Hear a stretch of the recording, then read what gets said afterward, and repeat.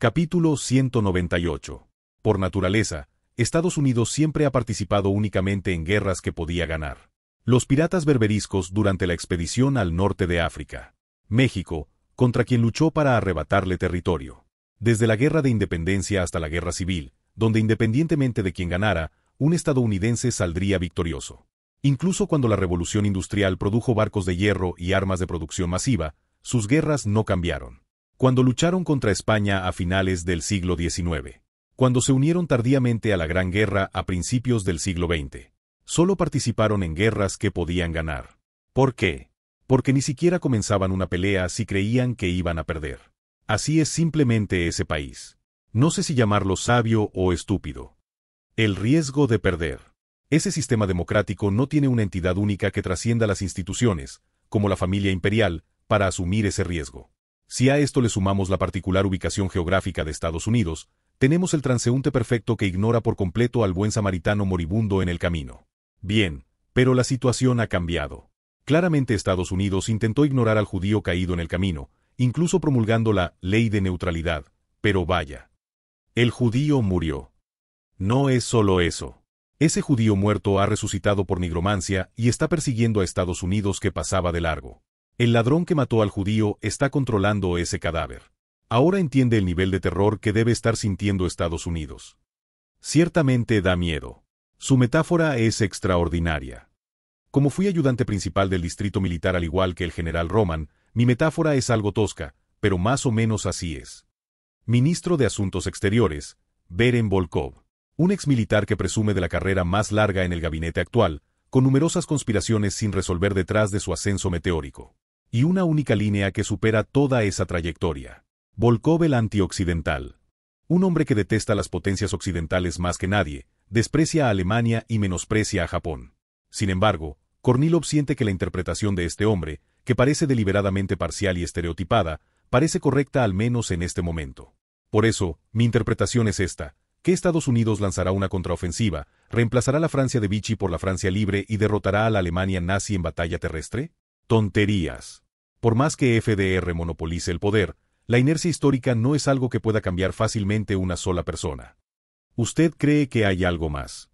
Jefe del Estado Mayor, somos nosotros al final.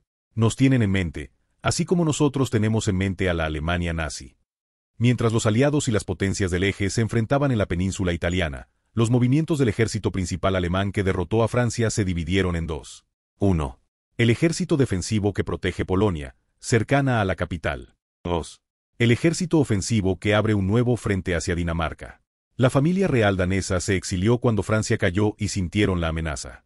Pero se quedan quietos. Han estado mostrando abiertamente comportamientos y declaraciones antialemanas en los medios, como si hablaran a nuestros ciudadanos imperiales. Los toleramos porque son la familia de la emperatriz anterior. Si no fuera por eso, ya estarían programando una reunión con el director de la Ojrana. El primer ejército defensivo puede entenderse, ya que la situación ha cambiado y no pueden confiar ciegamente en el pacto de no agresión germano-ruso. Sin embargo, el segundo ejército ofensivo es algo diferente. Porque ese ejército ofensivo ha conquistado hasta Noruega. Después de Noruega viene Suecia, o Finlandia. Un país que alguna vez fue un gran ducado y sigue siendo objetivo prioritario de protección incluso después de su independencia. ¿Qué? Comienza a ver las conexiones al escuchar todo esto. Kornilov, quien había buscado a Beren para obtener una perspectiva que le ayudara a entender la situación actual. Al comenzar a ver el mundo a través de los lentes de color que Beren le ofreció, empezó a sentir que algo era definitivamente diferente. Ahora que lo pienso, el mariscal Mannerheim ha estado irritable últimamente. Se veía inquieto, algo impropio de él. La neutralidad del imperio, tan firme que hasta ahora nadie excepto su majestad el zar podría romperla, ni siquiera el primer ministro. Quizás el mariscal Mannerheim, conociendo la solidez de esa neutralidad, sentía cierta preocupación de que los nazis pudieran invadir su tierra natal. ¿Y qué hay de Estados Unidos? Los recientes combates reducidos en la península italiana. La guerra pasiva donde nunca entran al mar Adriático a pesar de tener una fuerza naval abrumadoramente superior. El Ejército de Liberación de la Francia Libre que crece gradualmente absorbiendo tropas coloniales después de la ocupación del norte de África. Y finalmente, los rumores sobre el plan estadounidense de desembarco en Francia continental. Los todopoderosos Estados Unidos se lanzarían solos a un campo de batalla que podría costar cientos de miles, quizás millones de vidas. ¿Es esto realmente posible en un país democrático? Aunque Francia sacrificó 8 millones en la Gran Guerra, eso fue porque el frente occidental era un completo desastre. Por más que Kornilov consideraba esta posibilidad desde varios ángulos, siempre llegaba a la misma conclusión: imposible. Entonces, debe haber otra razón. FDR cree que lucharemos contra la Alemania nazi, aunque no formemos una alianza con ellos. A diferencia de otras veces cuando sus ideas eran validadas, esta vez Beren asiente con una expresión amarga. Con esta interpretación, todo tiene sentido. La razón por la que proclamaron Europa primero sobre Asia y llegaron con arrogancia, pero la guerra se estancó al toparse con Italia. Porque la guerra que comenzó en el 38 llegó al 40 sin producir grandes bajas todavía. Y finalmente, ¿por qué los aliados han estado acumulando fuerzas durante el último año, librando solo guerras falsas excepto en Italia? Solo para conseguir este nombre, todos nuestros agentes fueron reemplazados. Overload, sobrecarga. Estos malditos siguen siendo poco confiables. Como no les dimos una alianza, cambiaron su estrategia para forzarnos a entrar en la guerra de alguna manera. Aunque ni siquiera para la Ojrana era posible obtener el contenido del plan que se estaba elaborando en Washington D.C. y modificando en Londres. Sin embargo, Kornilov sentía que podía entender el porqué con solo ver el título. La precondición de esa operación era una sola. Nosotros. Rusia. Todos los rumores sobre Estados Unidos, que tenían problemas de suministro por apresurar el Lend-Lease, que Roosevelt temía la derrota ante el control demócrata del Congreso, eran puras tonterías. Esta súbita realización hizo que Kornilov sintiera que ni siquiera la honorable neutralidad del imperio podía escapar de las sucias manos de la política. Bien, entonces, ¿cuál cree que es la condición mínima para que estos estadounidenses alcancen su punto crítico de sobrecarga? Nuestra participación en la guerra, no. Jefe del Estado Mayor, esto no es como las órdenes militares que se siguen al pie de la letra, esto es política al final. Debe ampliar su visión. Ampliar la visión. Entonces, en lugar de ver a Rusia simplemente observando a los aliados y el eje, hay que imaginar a Rusia entrelazada en medio de todo, le guste o no. Si busca las condiciones de esta sobrecarga de esta manera. ¿Acaso el general Roman ya había comprendido esto y por eso está ayudando indirectamente a la guerra de la República de China en Asia? Por supuesto. No sé desde cuándo estos estadounidenses han estado planeando su contraataque continental, pero desde la caída de Francia hemos estado intentando predecir el punto de sobrecarga al que se refiere el nombre de su operación. ¿Y si no se logra la sobrecarga? La guerra termina. Como dijo al principio, Estados Unidos no es un país que libre guerras que no puede ganar, probablemente cambiarían hacia las negociaciones. ¿Y si la sobrecarga ocurre demasiado fácilmente? Eso también es un problema. Los aliados ganando fácilmente contra las potencias del eje. No significaría que nuestra neutralidad perdería todo valor y el imperio quedaría completamente aislado. Es difícil. No, la palabra difícil ni siquiera alcanza para contener en la mente este enorme panorama, tan altamente complejo que parece imposible siquiera aventurar una opinión. Sí, me pareció extraño. El general Roman había elaborado planes contra Alemania, pero no dejó operaciones contra Estados Unidos o Inglaterra. ¿Puede haber tanta diferencia de nivel a pesar de ocupar el mismo puesto de jefe del Estado Mayor? Después de que los enfrentamientos se expandieron en Hong Kong, el gobierno de Nanjing trasladó su capital a Beijing. Naturalmente, era imposible que el ejército imperial y el ejército de la República de China estuvieran al mismo nivel. Se dice que toda la costa del sur de China está a punto de ser completamente devastada. Sin embargo, a diferencia de esta situación de guerra que parece inclinarse hacia la derrota, la estructura de la guerra sino-japonesa en Asia era peculiarmente única. Estados Unidos financiaba los gastos de guerra y Rusia proporcionaba los suministros. Pero interpretándolo según el ministro de Asuntos Exteriores Volkov, no hay nada extraño en esto. Es simplemente una colaboración tácita perfectamente alineada. Kornilov, sintiendo una profunda resonancia con esta interpretación, inconscientemente se frotó el antebrazo. La piel de gallina que sentía era como si la escarcha de los pliegues de su cerebro se hubiera transferido a su piel. Bien, entonces el zar, que organiza y predice todo esto, y envía a la gente adecuada al lugar adecuado mientras permanece sentado tranquilamente. Antes, quizás habría sentido rechazo interno cuando esos zaristas acérrimos deificaban todo atribuyéndolo a la gracia de su majestad el zar, pero... De la boca de Kornilov, que no podía cerrarse, solo salió una breve exclamación. Verdaderamente no podía dar ninguna respuesta. No se atrevía, no podía hacerlo. Uy, alguien debe estar hablando de mí. Viendo que me pica más el lado derecho, ¿debería alegrarme pensando que alguien me está elogiando? De todos modos, dejando de lado porque esta operación llamada Overlord, sobrecarga, que trajeron de Londres no es el arrogante Overlord, gran señor, que yo conocía. FDR, este tipo finalmente perdió la cabeza. No contento con imitarme, ahora veo que intenta imitar al Führer nazi. Con solo ver el título lo entiendo. Aunque esta operación parece mostrar que van a usar toda su fuerza para atacar Francia, en realidad la clave es que es una operación condicional que depende de que Rusia muestre un movimiento significativo.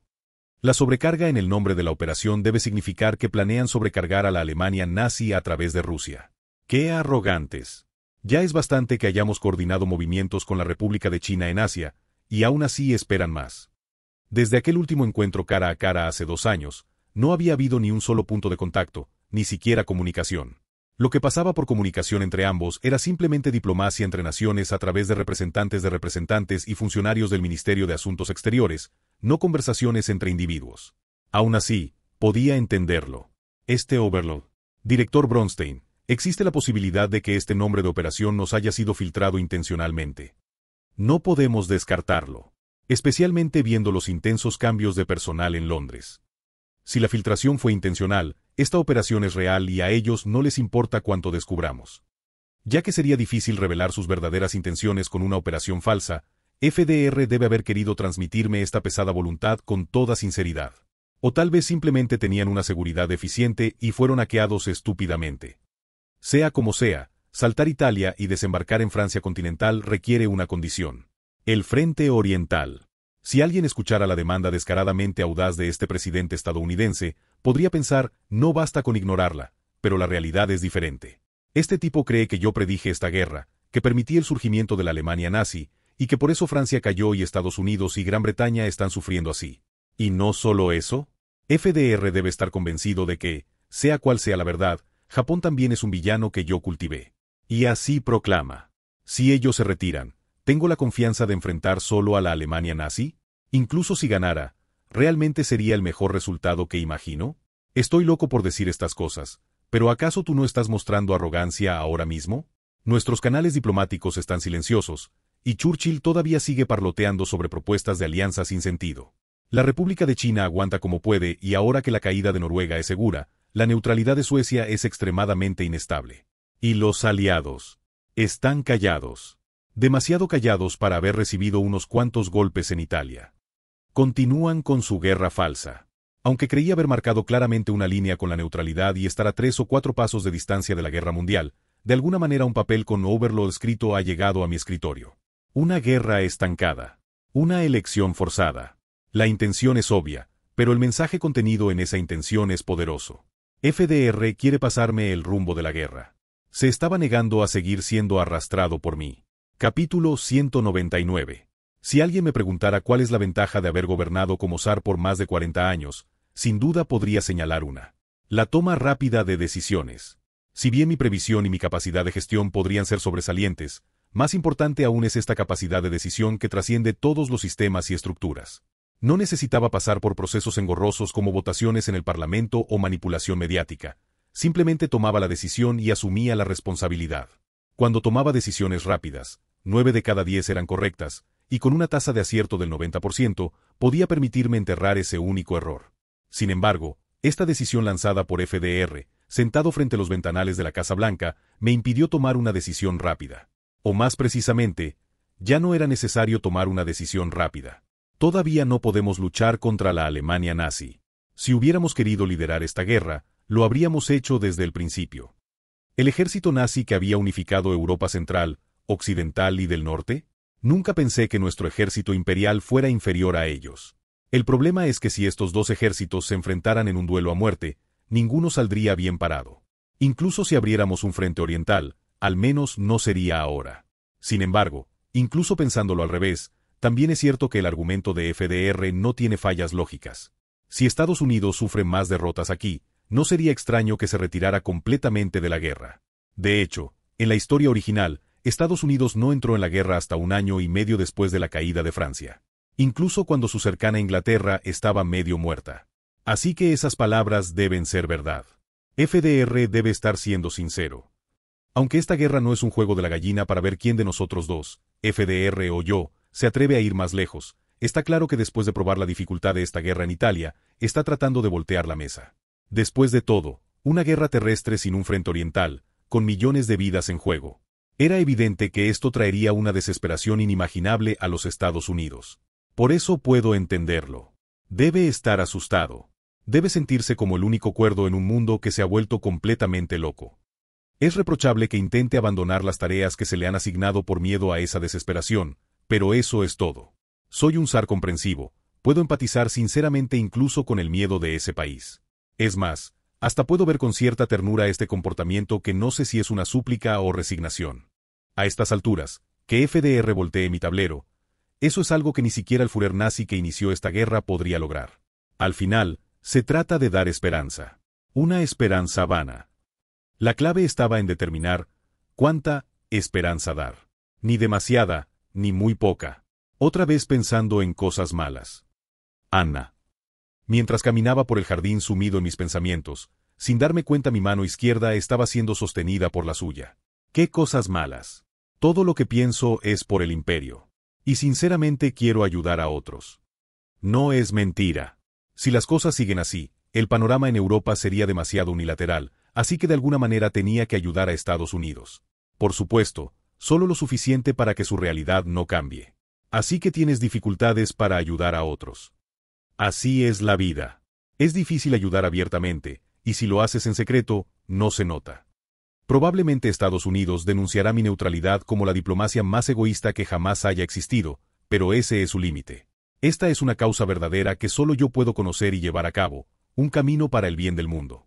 Más bien, porque soy quien está eligiendo el camino más difícil que nadie, estoy ejerciendo la paciencia de que la mano derecha del imperio detenga forzosamente a la izquierda. Entonces no podría ayudar a través de otros. Eso es más fácil decirlo que hacerlo. Cuando me resulta difícil hacer donaciones directamente, a veces uso el nombre de otros o empresas. Todavía asistes a todos los eventos benéficos. Por supuesto, además a Nikita le agrada mucho que la familia imperial haga donaciones. Como padres debemos dar el ejemplo. Es cierto. Nikita, ahora que lo pienso, después de mostrarle el proyecto Pompeya ha estado más atento a la caridad con Anna. ¿Tendrá algo que ver? Anna parece pensar que mi preocupación es sobre un individuo, pero este es un asunto diplomático entre naciones. No es tan simple. No, quizás sí pueda pensarlo de manera simple. Franklin Roosevelt ya considera que mi neutralidad no es absoluta y la ve como una política diplomática que eventualmente se romperá. Él está convencido de que saldré a recoger las obras cuando todos estén tambaleándose por sus heridas, y en realidad no se equivoca. Precisamente porque lo sabe mejor que nadie, se atreve a tenderme la mano pidiendo ayuda. Pero como dice Anna, realmente es necesario ayudar directamente con el desembarco en Francia. Francamente, no lo creo. Ayuda indirecta. Eso sí es posible. Jeje, así es. Cuanto más alto sea tu estatus, más debes vivir ayudando a otros. Una manera de ayudar a Estados Unidos en la guerra europea sin violar ni una coma del pacto de no agresión germano-soviético. Es decir, algo que pueda dar valor a FDR y permitirle volver a meter la cabeza en territorio europeo. Sorprendentemente, el problema podría ser más simple de lo que parece. Por supuesto, no me siento cómodo apuñalando por la espalda al eje de 9 países en Europa. Pero parece que podríamos aliviar un poco las fuerzas en otro lugar. Dicen que el generalísimo Chiang Kai-shek está sufriendo tras perder Nanjing. Comunícame con Roman Kondratchenko. Entendido. La gente de este país no son zorros que mueran mirando hacia el lejano oriente, y él está sufriendo en ese extremo del continente a su edad. Debería al menos nombrarlo mariscal de campo una vez. Los registros del siglo XIX muestran que la diferencia de precios entre la costa y el interior llegaba a ser de hasta 20 veces. Esto se debía en parte a las políticas del gobierno central que provocaron una inflación extrema en las ciudades costeras, causando la devaluación. Pero también porque, desde tiempos antiguos, a diferencia del interior donde solo se practicaba la agricultura, la costa del continente chino estaba mucho más desarrollada. Es el mismo principio por el que los precios y el nivel de vida son más altos en las ciudades que en el campo. Por eso, todo el desarrollo de la República de China también se centró alrededor de esta costa. De hecho, la prosperidad china desde finales de los años 20 hasta finales de los 30, conocida como la década de Nanjing, se centró toda en la capital y la cercana Shanghái. No fue casualidad que Chiang Kai-shek eligiera Nanjing como capital. Este sistema de la República de China que finalmente se estableció después de varios periodos de caos tras la caída de la dinastía Qin. Y ahora en la capital de ese país. Aquí comenzamos el entrenamiento de bayoneta del ejército imperial contra los elementos reaccionarios. Todos al ataque. Banzai 2. Se estaba llevando a cabo una masacre interminable. Los crímenes de guerra, la masacre de Nanjing, Nanjing Masacre, se iban conociendo gradualmente a través de corresponsales de guerra, extranjeros residentes y reporteros no acreditados. Cuando los combates en Hong Kong comenzaron a expandirse, el ejército japonés finalmente empezó a comprender cuán pantanoso era este torbellino chino que los absorbía. Pero una vez que te metes en algo, la guerra es algo que debes llevar hasta el final una vez que empieza. Como luchar una batalla terrestre contra la República de China en Hong Kong era demasiado costoso, decidieron optar por un método más rápido y seguro. El desembarco en Shanghái. Y la ocupación de la capital Nanjing, que estaba justo detrás de Shanghái. Una operación audaz que solo fue posible gracias a su abrumadora fuerza naval en comparación con la República de China. La ocupación de Shanghái, una ciudad comercial con defensas costeras débiles, fue instantánea. El general Tang Zhengxi, que defendía Nanjing justo detrás, apenas logró escapar con vida abandonando la capital ante el avance imparable del ejército imperial. Los ciudadanos sin protección militar. Los refugiados que no pudieron evacuar. El destino de aquellos que cayeron en manos de un enemigo lleno de ira y malicia quizás hubiera sido mejor si hubieran muerto antes. Reúnan a las mujeres por separado, y como los ancianos son un desperdicio de balas, llévenlos todos a lo alto de las murallas o edificios y tírenlos. Vamos, concurso de decapitación del batallón. Un saco de arroz para quien corte limpiamente hasta la vértebra cervical de un solo golpe. Además, como el ejército imperial empezaba a quedarse sin comida para ellos mismos, no era raro que dejaran morir de hambre a los prisioneros que habían capturado. Y no solo estos crímenes de guerra inhumanos. La Unidad 731 y sus experimentos con humanos. Prostitución forzada y tortura sexual. Trabajos forzados y reclutamiento forzoso. Incluso canibalismo y forzar a los prisioneros a practicarlo. Incluso en Shanghái, donde las atrocidades son menos conocidas, las cosas no fueron mejores, si acaso fueron peores. Entonces, ¿qué estaba haciendo el gobierno de la República de China? La capital ya no era Nanjing. Ahora era Chongqing, una ciudad ubicada en el interior del interior, a más de 1.300 kilómetros de Nanjing. Por supuesto, aunque solo trasladaron la capital administrativa al interior mientras la guerra continuaba en tiempo real, el hecho innegable es que el gobierno de Nanjing abandonó a sus ciudadanos huyendo nada menos que 1.300 kilómetros. En realidad, había razones por las que el ejército de la República de China no tuvo más remedio que retroceder. Nadie en la República de China esperaba que Estados Unidos, que incluso había declarado la guerra, no hiciera nada durante 2 años. No sabían que el Imperio de Corea enviaría menos tropas de lo esperado. Y sobre todo, no imaginaron que su propio ejército, incluso con la cooperación entre el Kuomintán y el Partido Comunista, sería tan débil. No, desde el principio también tenían una esperanza secreta. Roman Isidorovich Kondratchenko. La leyenda viviente del Imperio ruso que había permanecido en el lejano Oriente durante los últimos años. Considerando la relación entre la República de China y el Imperio ruso, que iba más allá de tratados y documentos, creían que les ayudaría de alguna manera. Sin embargo, todas esas esperanzas se desvanecieron. Perdimos otra vez. Estos ahora solo se quedan en la costa y no avanzan hacia el interior. Después de entregar Hong Kong, Shanghái y Hangzhou, ¿en qué nos diferenciamos de Mongolia? ¿Quedará alguna ruta marítima si entregamos Beijing también? Es difícil mantener los suministros y el control porque el frente es muy amplio y hay enfrentamientos por todas partes. Excelencia, si esto sigue así y los generales vuelven a convertirse en señores de la guerra como antes. Llevaban más de 2 años perdiendo constantemente. Cada batalla era una derrota, y cada retirada iba seguida de masacres masivas. Toda la industria que el gobierno de Nanjing había construido cayó en manos enemigas, al igual que todos los puertos para recibir suministros. Los ferrocarriles que comenzaron con bonos sin. Y los ciudadanos dispuestos a ser reclutados desaparecían. Chiang Kai-shek también reconoció su error de subestimar al enemigo y se esforzó por intentar controlar esta guerra de alguna manera.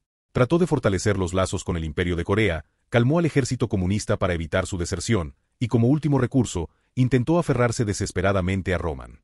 Pero el Imperio de Corea temía que los desembarcos japoneses también ocurrieran en su península. El ejército comunista seguía recibiendo el patrocinio británico y pensaba más en el después de la guerra que en la guerra misma. Y el general Roman no hacía caso a nada que no fuera palabra de su emperador. La situación era peor de lo que la palabra devastador podría describir. Chiang Kai-shek estaba considerando abandonar completamente la idea de ganar y cambiar a una estrategia de resistencia hasta que terminara la guerra en Europa.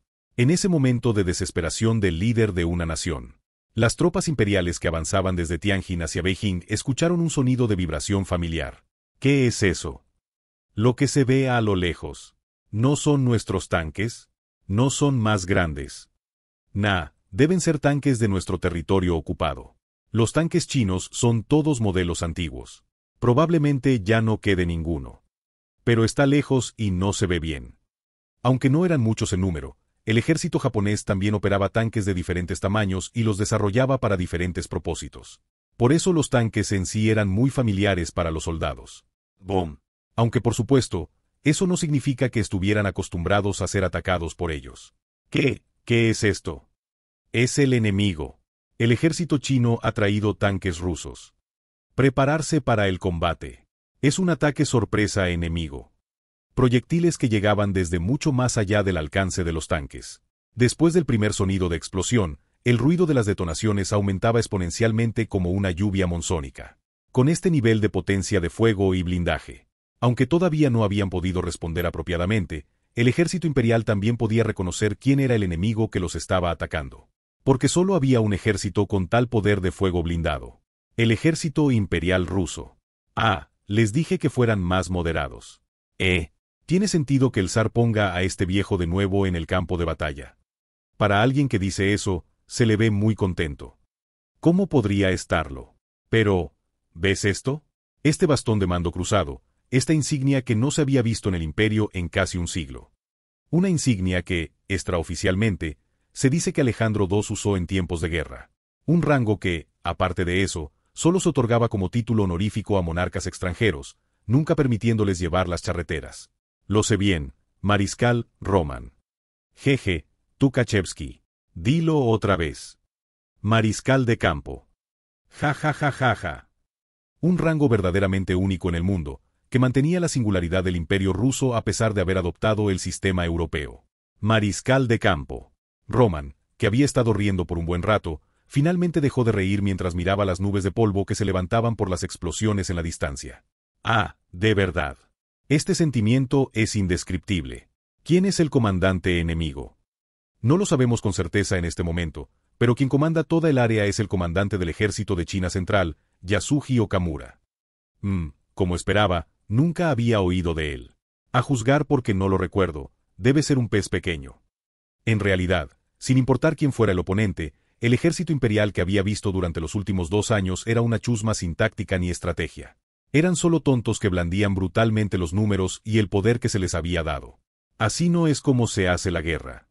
Para Roman, que había vivido toda su vida pensando solo en la guerra, no podían ser más que jóvenes necios. Por eso, quería darles una lección desde esta posición. Primero, matémoslos a todos los que están allí. Cuando mueran muchos, seguro que aprenderán algo. Transmitiré la orden de presionar más el ataque. Tal como lo habían hecho sus generaciones anteriores. Si habían olvidado lo que aprendieron antes, Roman estaba más que dispuesto a enseñárselos de nuevo. Capítulo 200. ¿Por qué? ¿Por qué? Dijeron que no intervendrían. Dijeron que su imperio no tenía ninguna relación con la República de China. No hubo declaración de guerra. Esto es un ataque sorpresa. Dijeron que ni siquiera mirarían hacia la península de Corea. De verdad que no teníamos intención de pelear con ustedes. En solo un día, retrocedieron desde Beijing hasta Tianjin. En el proceso, el ejército de China Central fue aniquilado. El gabinete de Fumimaro recibió la declaración de defensa, no de guerra, de Rusia exactamente medio día después. El cuartel general imperial y el gabinete, sumidos en el caos, no sabían ni cómo interpretar esta situación. De verdad no están aliados con Estados Unidos. No creo. Esto debe ser una acción unilateral del general Roman Kondrachenko, o una represalia por la ocupación de Beijing. No lo es, o no debería serlo. Incluso si fuera una acción unilateral, a estas alturas ya no es una simple desviación individual. Además, los periódicos rusos están anunciando a bombo y platillo el renacimiento del rango de mariscal de campo que había desaparecido. Roman, el representante del zar. Un veterano que en cualquier momento podría caer fulminado. Y un héroe de guerra que fue figura central tanto en la guerra ruso-japonesa como en la Gran Guerra. Aunque había notado que Rusia estaba incómoda desde que lo asignaron al Lejano Oriente, esto va más allá de lo repentino, llegando a ser incomprensible. Decían ser un país neutral, ¿por qué eligieron luchar contra nosotros? ¿No será porque la Alemania nazi se está expandiendo demasiado? Entonces, ¿por qué no les gusta la situación en Europa? Van a dar vuelta a Asia. Escuché bien, almirante Hideki. Aunque la guerra con la República de China no estaba prevista, una vez iniciada, el cuartel general pensaba empujar solo hasta Beijing. Por más numerosos que fueran, los límites del ejército chino atrapado en el interior eran evidentes, así que pensaban llegar solo hasta ahí. El Ministerio de Relaciones Exteriores ruso afirma que el pacto de no agresión germano-soviético sigue vigente. Esto es absurdo. Nos atacan y dicen que no tienen nada que ver con nuestros aliados. Seguramente reaccionaron no solo por nuestra avanzada hasta Beijing, sino porque el ejército alemán se extendió hasta el norte de Europa. ¿Y creen que diciendo que no tiene ninguna relación todo quedará bien? ¿Cuándo será la declaración de guerra de Alemania?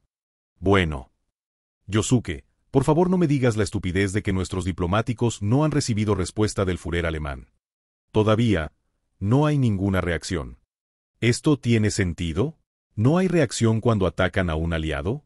¿No sería normal que abrieran de inmediato el infame frente oriental y que ambos países enfrentaran sus fuerzas? Por supuesto, Adolf también tenía sus razones. Absolutamente no debemos invadir Polonia. Manstein tiene razón. Mi Führer, si el imperio japonés es un vecino lejano, Rusia es un matón cercano. No debemos enredarnos en sus disputas. La neutralidad, esa cáscara que envolvía a Rusia, aquella inmensa tierra helada. Comenzando con el cañón que Roman apuntó hacia Japón, esa cáscara empieza a agrietarse. Me gustaría escuchar la opinión de nuestro general Alder. El ejército y la defensa están todos bajo el liderazgo del Führer. Basta. Hess. Al final, Rusia también está todo según sus deseos. Silencio. A diferencia de algunos generales que se interponen como manifestantes acostándose frente a un camión, el jefe del Estado Mayor del Ejército y el supuesto representante del Führer responden como muñecos programados que solo sueltan respuestas automáticas. Sin embargo, no puede culparlos, ya que Adolf tampoco tiene una respuesta clara. Roman Isidorovich Kondratchenko. Aparte de su alta reputación, el hecho de que hayan elevado a un viejo retirado a la posición de mariscal de campo debe ser un elemento para provocar a Japón, o resultado de la confianza personal del zar. Si hubieran querido atacar o contener a la Alemania nazi, el zar podría haber hecho otros movimientos. Incluso si hubieran movido una pequeña fuerza hacia Polonia, él habría tenido que reaccionar significativamente. ¿Consideraron que nuestra fuerza se había vuelto demasiado grande para intervenir ahora? ¿O temen ser atacados simultáneamente en Asia y Europa? Así es. El zar ya había perdido su oportunidad. En el pasado tuvo muchas, pero ya no. Adolf, quien secretamente consideraba la indiferencia del zar como una aprobación, encontraba verdaderamente irritantes las noticias de China. No debe ser por nosotros. Ya sea que recibieron dinero de Estados Unidos o hicieron algún trato, debe ser por sus propios intereses. Aunque no podía conocer los detalles internos, probablemente era así. Sin embargo, también era cierto que no podía quedarse sin hacer nada. El zar había atacado claramente a un aliado de Alemania, un acto similar al pretexto que Estados Unidos usó para entrar en la guerra europea. Alder, organiza un ejército para defender el este. Tráeme esta noche una lista con los mejores entre los mejores comandantes. Entendido. Alder, el títere de Adolf, supo inmediatamente a quienes quería en cuanto recibió la orden. Los mejores entre los mejores. Hombres como Manstein, Guderian, Brauchitsch. Los perros fieles que conquistaron Francia y pusieron el norte de Europa a los pies del Führer. El solo hecho de que el Führer estuviera preocupado por el estallido del frente oriental era suficiente para que Alder quisiera empapelar toda la frontera polaca con el ejército de defensa. Si Berlín pudiera estar un poco más seguro, si el Führer pudiera dormir una noche más tranquilo, Alder creía sin dudar que debía hacerlo. Mientras tanto, en Rusia, que había provocado todos estos cambios en la situación. Jujuju, Su Majestad el Zar. General Mannerheim, ya basta. ¡Viva el zar! ¡Viva el mariscal Roman! No, ¿por qué tienen que dar vivas justo en un día ocupado? Finlandia está segura, ¿no? Todo el Estado Mayor dice que el ejército nazi alemán no puede llegar a Finlandia. Tu tierra natal no se quemará. No estaban reaccionando tan intensamente como otros países. El número de enemigos no disminuye. Parece que siguen recibiendo refuerzos a través de la costa. ¿Qué está haciendo el ejército del Imperio de Corea? Incluso si trajeran todo no sería suficiente. Dile a todos los cuerpos de Siberia cercanos que vengan a Manchuria. Por supuesto, mientras continuaban los combates. El lejano oriente se había convertido en el caos mismo. Y la tensión en las relaciones ruso-alemanas no era menor. En esta situación, naturalmente surge alguien que clama mi nombre y pide verme. Felician. Gracias por concederme este valioso tiempo. Soy Felician Składkowski, líder del Ejército Nacional Polaco y sucesor de Pilsudski, un hombre que, nacido cuando Polonia estaba despedazada como reino constitucional, anhelaba la independencia a pesar de haber probado la unificación. Se podría decir que era similar a los movimientos independentistas del Imperio de Corea de hace décadas. Vaya, nuestro gobernador general me busca. Cuando liberé a Pilsudski, él nunca más se acercó por aquí, qué interesante.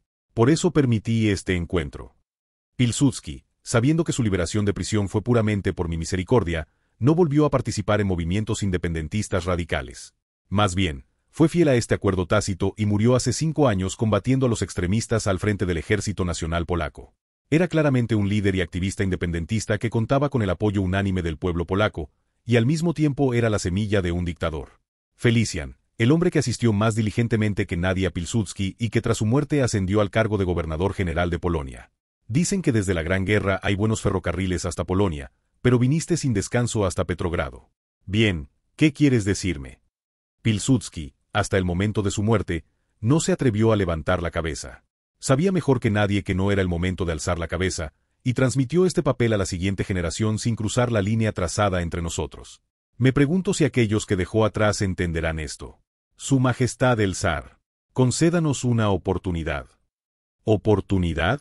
¡Qué palabras más extrañas! Felician, sin dudarlo, se arrodilla frente a todos en cuanto tiene la oportunidad de hablar. Formaremos un ejército voluntario sin reclutamiento forzoso.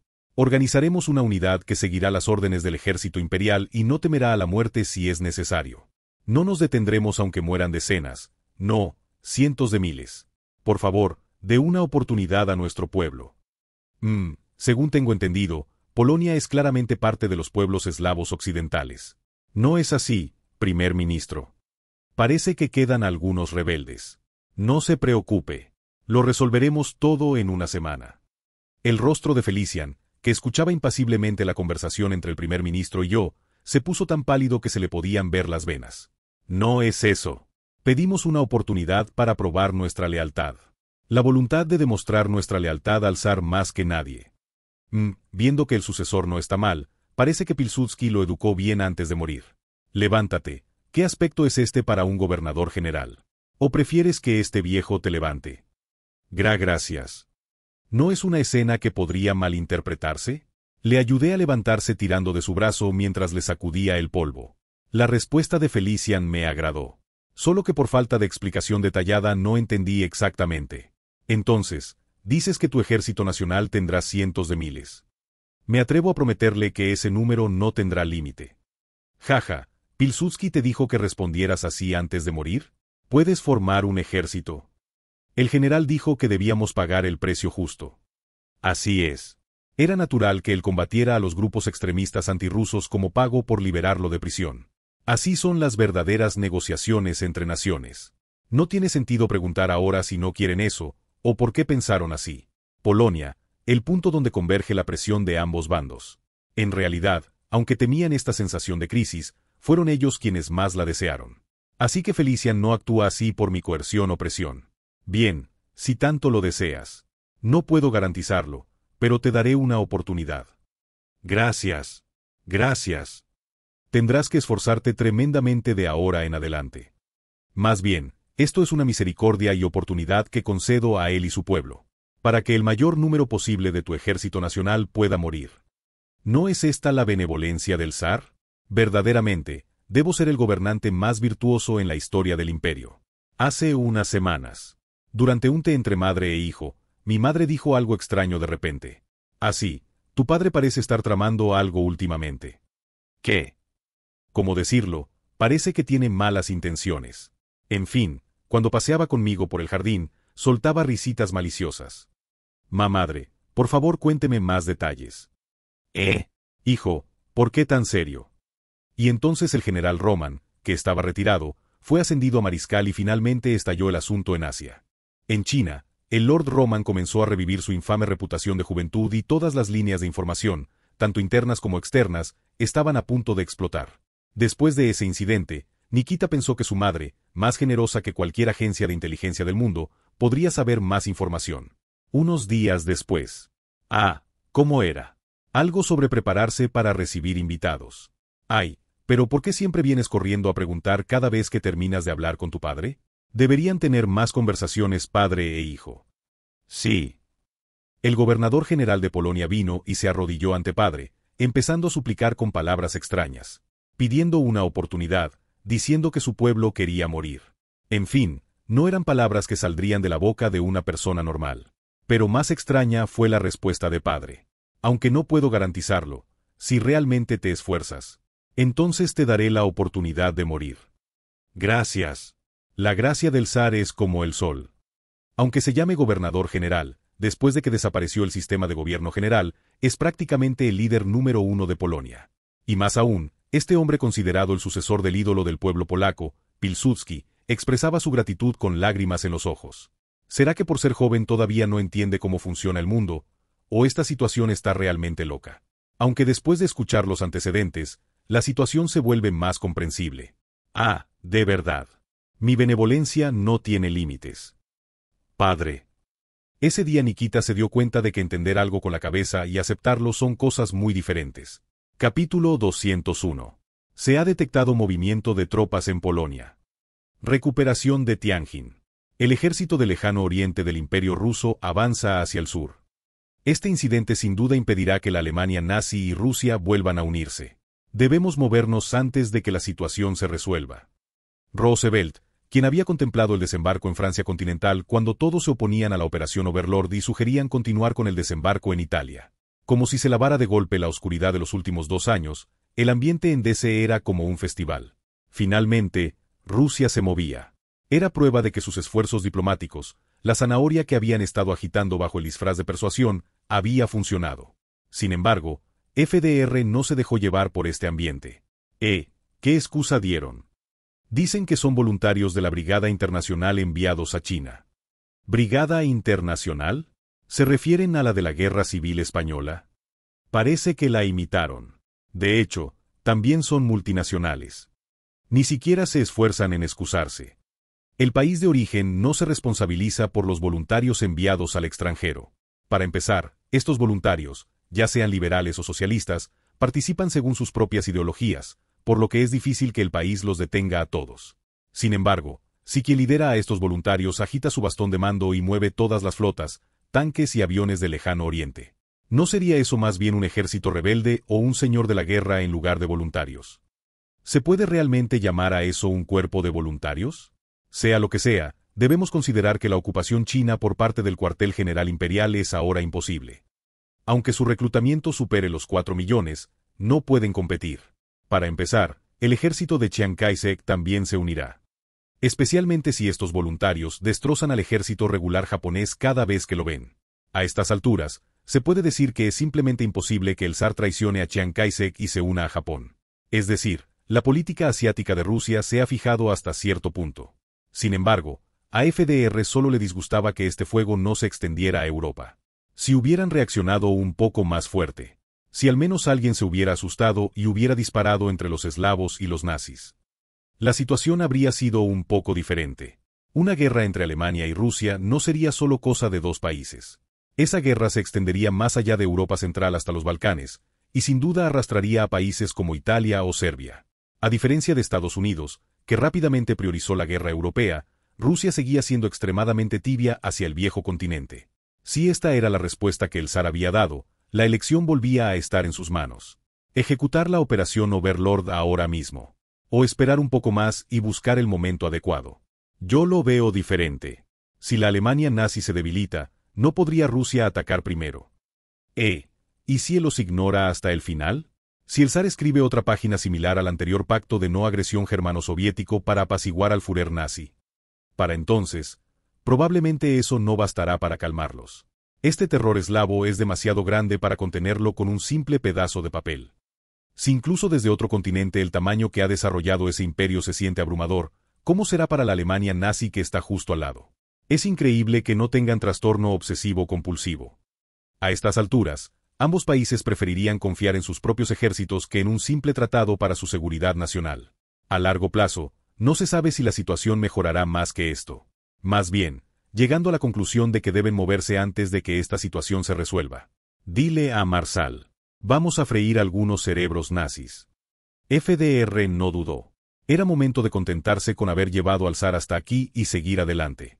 Ahora vayamos a Normandía en lugar de Italia. El contraataque de los aliados apenas comienza. Si se pregunta si el territorio del antiguo reino de Polonia se unificó.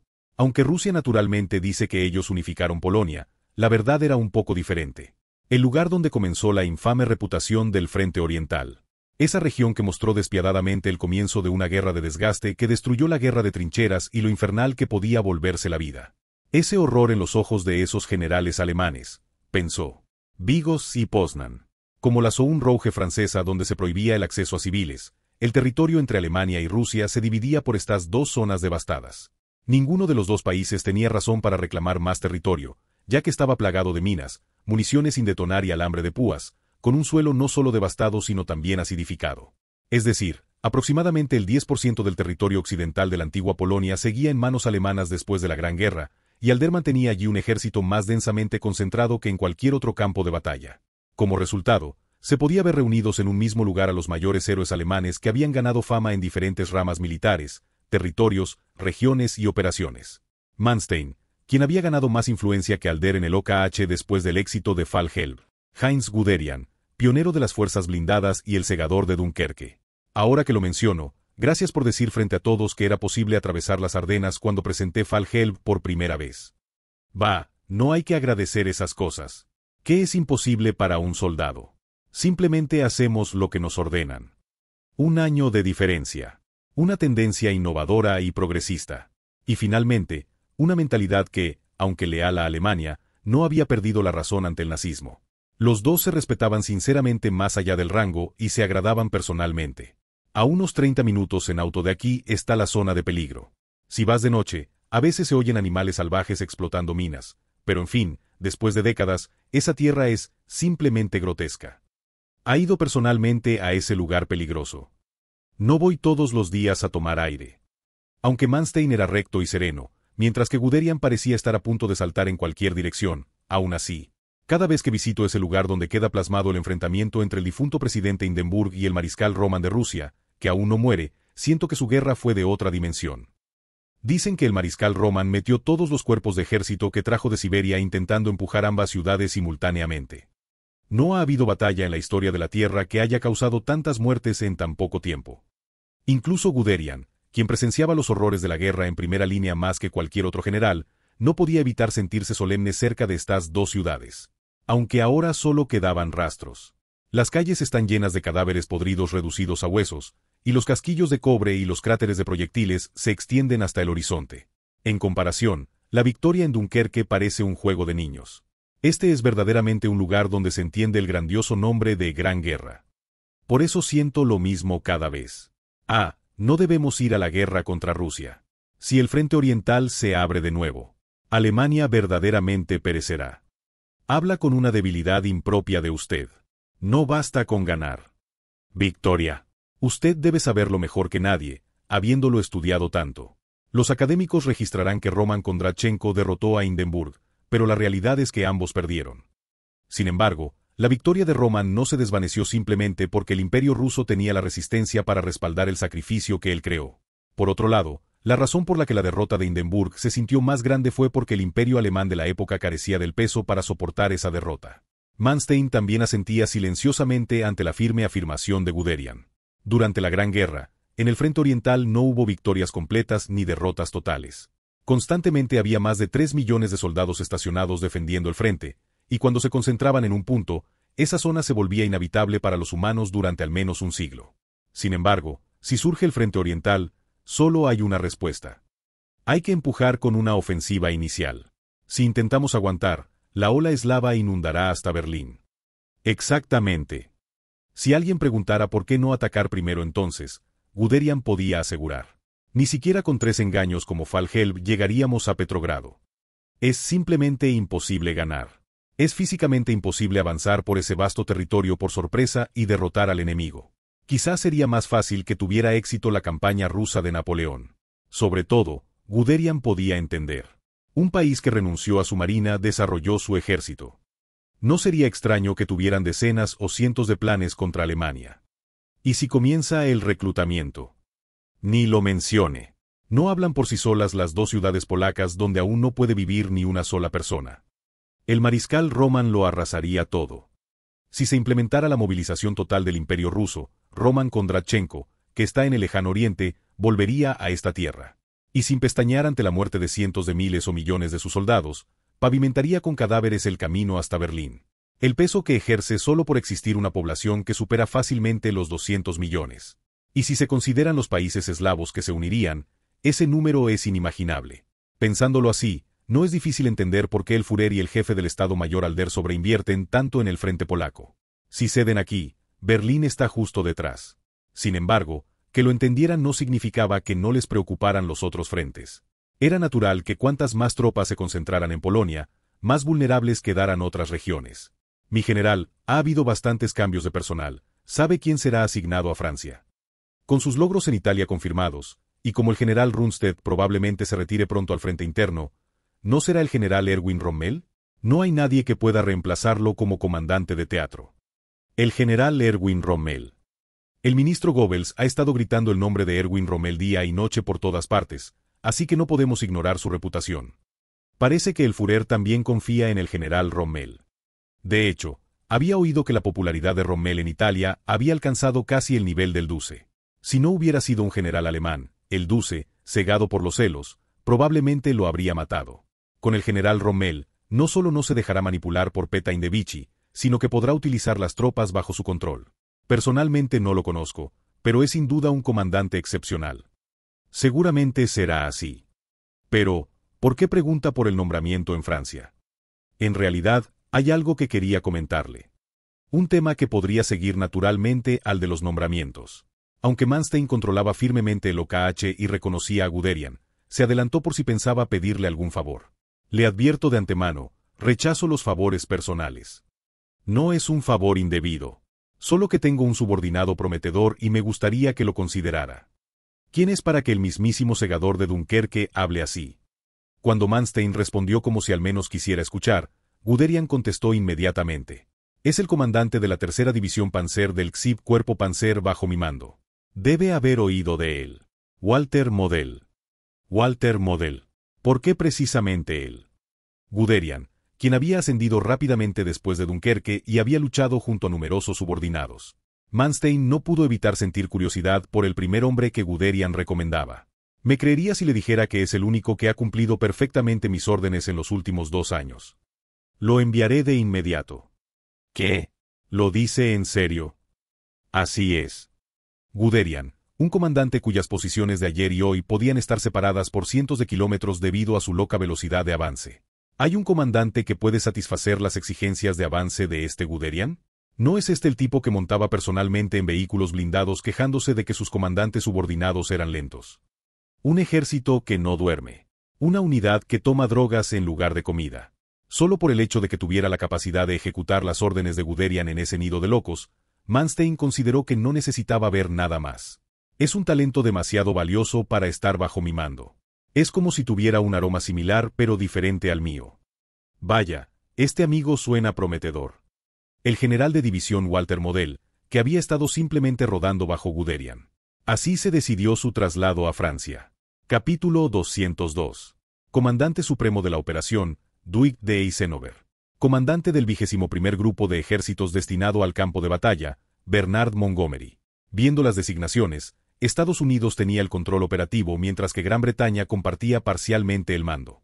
Considerando que París cayó en menos de 2 meses en el 38, este enfrentamiento podría considerarse una batalla decisiva entre las principales fuerzas del eje y los aliados, con el destino de cada nación en juego. El norte de África, que la Alemania nazi entregó tan fácilmente, e Italia, donde hubo considerables bajas. Aliados, ¿cuál será su próximo objetivo, bastardos? Solo necesitamos tener éxito en el desembarco una vez, solo una vez. Comparada con esta batalla por Francia, las victorias o derrotas en Italia o el norte de África podrían no significar nada. ¿Se uniría Francia a los aliados o permanecería con el eje? ¿Sería el gobierno de Francia el régimen de Pétain en Vichy o el gobierno libre de De Gaulle? Todo esto se decidiría en una batalla que ya se había anticipado desde hace mucho tiempo. Para ganar esta batalla decisiva por Francia, el ejército estadounidense realizó 3.200 misiones de reconocimiento aéreo durante el último año, y gracias a ese exhaustivo reconocimiento, tenían fotografías reales de toda la costa francesa.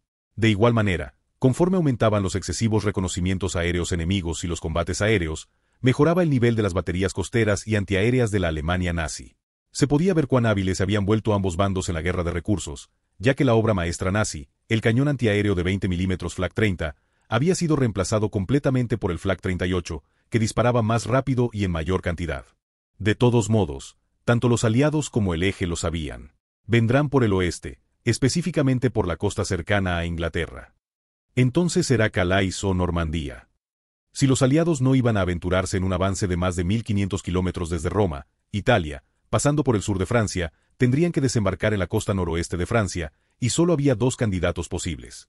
Comandante General Rommel, han llegado órdenes del OKH de concentrarnos en fortificar Calais. Al diablo con el OKH, el mariscal von Manstein nunca habría enviado una orden así. Seguramente la enviaron los oficiales políticos de la Cancillería. Si se preguntaba cuál de los dos, Calais o Normandía, era la respuesta correcta, Berlín afirmaba que era Calais. Dicen que movamos más unidades del grupo de ejércitos B hacia Calais. Ignorará las órdenes nuevamente. Si no llegaste hasta aquí por adulación, dime una cosa. Walter Model, ¿por dónde crees que vendrá el enemigo? Calais, el punto más cercano a Inglaterra. Normandía, ligeramente más alejada de Inglaterra, pero con la ventaja de tener una extensa línea costera. Model observó detenidamente el mapa que mostraba toda la costa francesa, examinando minuciosamente todos los nombres de lugares hasta que, sin duda, el puerto de Cherburgo en Normandía. Señaló específicamente un solo lugar. Oh, la costa de Normandía se extiende por 100 kilómetros. ¿Por qué específicamente ahí? Aunque su importancia estratégica pueda ser menor, ellos tienen una abrumadora fuerza naval. Exacto, no es el desembarco lo importante, sino lo que viene después. Los aliados aprendieron bien esa lección después de la paliza que les di en Italia. No creo que la hayan olvidado tan pronto. Aunque el Führer y el mariscal von Rundstedt, quien lo apoyaba desde la retaguardia, insistían en concentrar la defensa en Calais, Rommel tenía una opinión diferente. Calais ya era como la línea Maginot. Las defensas eran tan obvias y sólidas que si los aliados atacaban allí, sus cabezas serían aplastadas incluso antes de poder iniciar el combate terrestre. Ellos deben saber que incluso si logran desembarcar, si pierden en la batalla terrestre, se convertirá en un segundo Dunkerque. Al final, el curso de esta guerra europea se decidiría en tierra. Era inevitable que la resolución llegara en el enfrentamiento entre fuerzas terrestres.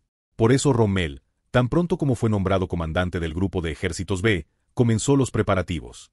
Hemos colocado los 60 millones de minas.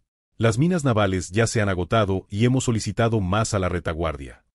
Oye, jefe de suministros, trae también las que iban a colocar en el mar Báltico. Si no puedes conseguirlas, te encadenaré y te usaré como mina. Alambre de púas y minas para cubrir los 100 kilómetros de costa de Normandía. Las trincheras antitanque y los búnkeres están siendo construidos por las unidades de ingeniería francesas según las especificaciones de la línea Maginot. Diles que aceptaremos todas las condiciones que Petain proponga, liberación de prisioneros, libre tránsito fronterizo, lo que sea, pero que se apresuren con las defensas costeras. Trincheras antitanque donde podían posicionarse los tanques y búnkeres. Por otro lado, obstáculos antitanque para detener el avance enemigo y búnkeres de hormigón armado en ángulo recto construidos para facilitar el combate de infantería. Aunque Rommel, comúnmente conocido entre los aliados como el zorro del desierto, podría parecer un comandante especializado en maniobras de tanques por su reputación. Me pregunto si el mariscal Roman Kondratenko se sintió así hace 40 años cuando preparaba la guerra en el lejano oriente. En realidad, cuando era joven, la primera rama militar a la que se unió fue la de ingenieros. Aunque posteriormente fue rechazado de la escuela de ingenieros debido a una pobre carta de recomendación y terminó siendo comisionado como subteniente en el 124º Regimiento de Infantería de Württemberg, de todos modos. Walter Model. Sí, comandante. Aunque no admiro a Rusia, el mariscal Roman merece respeto por haber vencido él solo contra cientos de miles de soldados imperiales en la fortaleza de Port Arthur. Pudo ganar porque se preparó durante años en Port Arthur, como un mago de cuento dibujando círculos mágicos en el suelo. Sin duda tiene razón. ¿Qué te parece desde tu perspectiva como recién llegado? Yo, estoy preparado. Aunque brevemente le vino a la mente el rumor de que el Führer se comparaba a sí mismo con el zar, Model se dio cuenta de que la intención tras la pregunta del comandante Rommel era completamente diferente. No era la pregunta de alguien inseguro buscando aprobación. Este comandante general, que se sabía el mapa de Francia mejor que nadie, preguntaba sin siquiera considerar la posibilidad de estar equivocado. Hasta hoy, no he podido encontrar diferencias entre los aliados y el ejército imperial japonés de hace 40 años. ¿Qué? Ja ja ja. ¿Realmente creía que el enemigo se estrellaría contra Normandía? ¿Que los aliados desembarcarían aquí a pesar de todos estos preparativos? Sin embargo, aunque las tácticas y estrategias puedan ser engañosas, el objetivo en sí no puede ser falso. El enemigo debe liberar Francia por la fuerza y Normandía es el único lugar al que pueden venir para cumplir ese objetivo. A pesar de todos estos preparativos, el enemigo vendrá. No tendrá más remedio que venir. Si quieren reemplazar la Francia de Vichy por la Francia libre, los aliados deben liberar París. Así que vendrán sin importar cuántas condiciones desfavorables haya. Por supuesto. Había oído rumores, pero con semejante nivel de preparación, el comandante general Rommel va en serio. Aunque quién sabe si alguien llegará vivo a París. Duc d'Eisenhower. El cuartel general de Londres bajo su mando había dedicado los últimos 6 meses a engañar al enemigo. Transportaron equipos de utilería de Hollywood a Inglaterra en aviones militares. Los utilizaron para desplegar tanques y lanchas de desembarco inflables cerca de la costa de Calais. Crearon ejércitos ficticios que solo existían en papel, el cuarto cuerpo británico y el primer grupo de ejércitos estadounidense de 1 millón de hombres. Se mantuvieron ocupados filtrando constantemente información sobre los movimientos, suministros, materiales y fuerzas de estas unidades al enemigo mediante comunicaciones. Como era de esperar, los competentes nazis mordieron el anzuelo y enviaron estas noticias a Berlín. Los movimientos de los aliados. Calendarios de entrenamiento. Tamaño y suministros. Si había demasiada información el enemigo sospecharía, así que lo mantuvieron adecuadamente ambiguo. Sin embargo, era constante y con suficiente información crucial para justificar la defensa de Calais. El cuartel general de Londres, habiendo encontrado ese punto preciso, filtró información sobre esta gran fuerza de desembarco en Calais como si fuera información privilegiada del mercado de valores. Y como toque maestro final. Primer grupo de ejércitos estadounidense, mínimo 80 divisiones. Nuevo comandante del grupo de ejércitos, George S. Patton. Considerado el mejor comandante ofensivo que tiene Estados Unidos. Eisenhower nombró a Patton como comandante de este ejército que solo existía en papel. Patton. El mismo Patton que arrasó el norte de África viene a Calais. ¿Qué está haciendo el grupo de ejércitos B? Hay que defender Calais. Si cae Calais, caerán Lille, Amiens y París. Aunque en una guerra de espionaje no se puede confirmar la reacción del enemigo en tiempo real, Eisenhower consideraba que el nombramiento de Patton era su mejor jugada. Creía que era la confirmación que eliminaría completamente las dudas del enemigo. De hecho, Berlín intensificó la presión sobre Rommel tras la noticia del nombramiento de Patton. Dicen que desde que Rommel recibe el favor del Führer, ha llegado al punto de ignorar incluso las órdenes del OKH de Alder. El Führer, que combina lo mejor del poder militar y civil de Alemania, dijo que el enemigo vendría por Calais, y él insiste en defender Normandía. Si esto no es un desperdicio de recursos, ¿entonces qué es? Que el mariscal von Manstein diga algo. Rommel está poniendo en peligro a Francia. La facción pro-Calais, que insistía en defender Calais basándose en varios informes de inteligencia. Por otro lado, la facción pro-Normandía, que a pesar de tener pruebas débiles, estaba convencida de que el enemigo vendría por Normandía. Considerando que la facción pro-Calais estaba compuesta principalmente por aduladores que rodeaban al Führer, mientras que la facción pro-Normandía consistía en comandantes con experiencia en el campo de batalla. Si consideramos la línea de defensa occidental, propuesta por el Führer, ¿no deberíamos defender Normandía también? El general Rommel debe tener sus razones. ¿Y esto? ¿El Estado Mayor interfiriendo con el mando del grupo de ejércitos B? No necesito explicar los males que surgen cuando la retaguardia interfiere con el mando de campo. Generales relativamente jóvenes como von Manstein y Guderian apoyaban sutilmente a la facción pro-Normandía. Así, la situación se convirtió en una cuestión de ver quién tenía razón respecto a la defensa de Francia. De todos modos, la defensa de Polonia es prioritaria.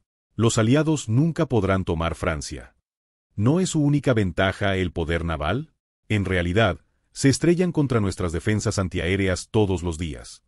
Entonces también deberíamos evitar que demasiadas fuerzas se concentren en Calais. Sí, definitivamente. En cualquier caso, debemos proteger Polonia con certeza. Con Alder y Hess, los guardianes de la derecha e izquierda del Führer Adolf, obsesionados con Polonia, incluso Berlín fue incapaz de detener la defensa unilateral de Normandía por parte de Rommel. 1940. Una guerra que llevaba 2 años completos, entrando en su tercer año calendario. Los aliados ya no podían aguantar ni retroceder más. Las fuerzas del eje, determinadas a derrotar una vez más a los aliados en suelo francés. En otoño, antes de que las aguas se enfriaran demasiado, ambos bandos iniciaron una batalla decisiva por Francia. El enemigo viene. Calais. Era Calais después de todo. Las lanchas de desembarco enemigas se acercan. Pero, ¿dónde están los buques grandes? ¿Por qué solo hay botes pequeños? Para confundir al enemigo hasta el final, los aliados enviaron barcos vacíos y naves señuelo hacia Calais en la noche profunda. Mientras estos barcos eran avistados por las fuerzas nazis en Calais, sobre Normandía aparecían aviones de transporte cargados con tropas aerotransportadas y sus escoltas. Antes de que la oscuridad del mar se disipara la mañana siguiente, las tropas aerotransportadas, preparadas para morir, debían cortar las líneas de suministro enemigas y crear confusión. Son paracaidistas aliados. Mátenlos antes de que toquen tierra. De todos modos, la supervivencia de estos miles de paracaidistas solo sería posible si el desembarco en Normandía tenía éxito. Ningún plan contemplaba que los paracaidistas escaparan vivos de Francia por su cuenta. Sin embargo, hay tropas nazis en tierra. Todos, inicien combate en el punto de aterrizaje. No entren al agua. Hay obstáculos submarinos. Emboscada, emboscada. El enemigo está emboscado.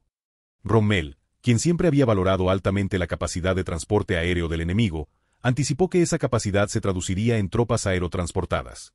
Por eso había instalado obstáculos en todas las orillas, tanto en la costa como en la retaguardia. Destrucción de vías férreas, captura de líneas de suministro, interferencia en las comunicaciones, tan predecible. Entonces es el turno del enemigo que vendrá dividido en varios puntos de Normandía. Model, tú te encargarás inmediatamente de la defensa del flanco izquierdo de la playa de Normandía. Yo me ocuparé de bloquear el centro y la derecha.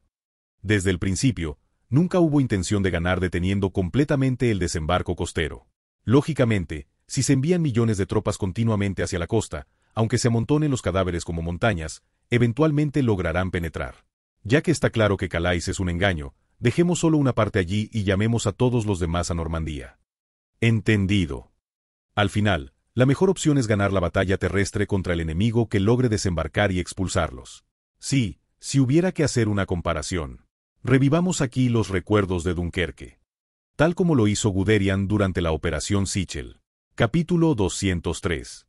El desembarco en Normandía era una operación donde millones de personas se movían orgánicamente. La densidad de operaciones que ocurrían minuto a minuto era sin duda la más alta desde el inicio de la guerra.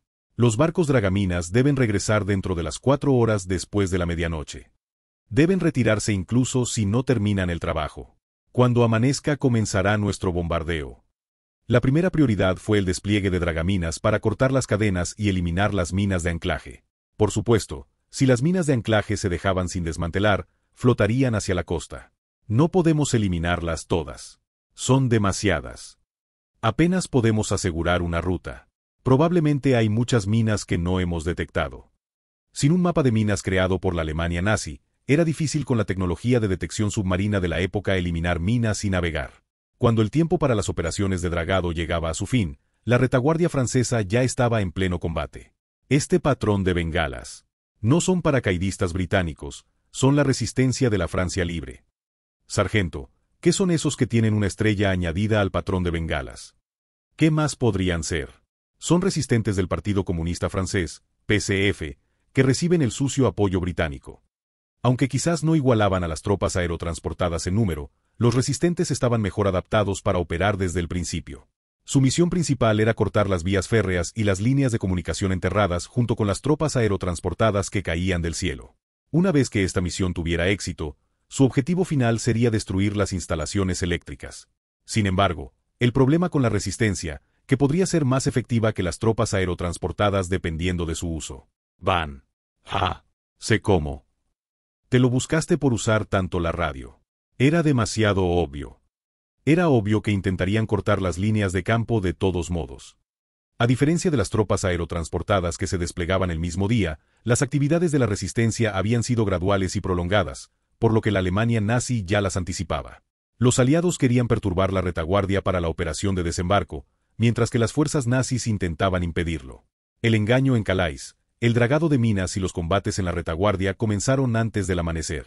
Cuando salió el sol, el cielo sobre Normandía estaba lleno del rugido de motores de alta velocidad.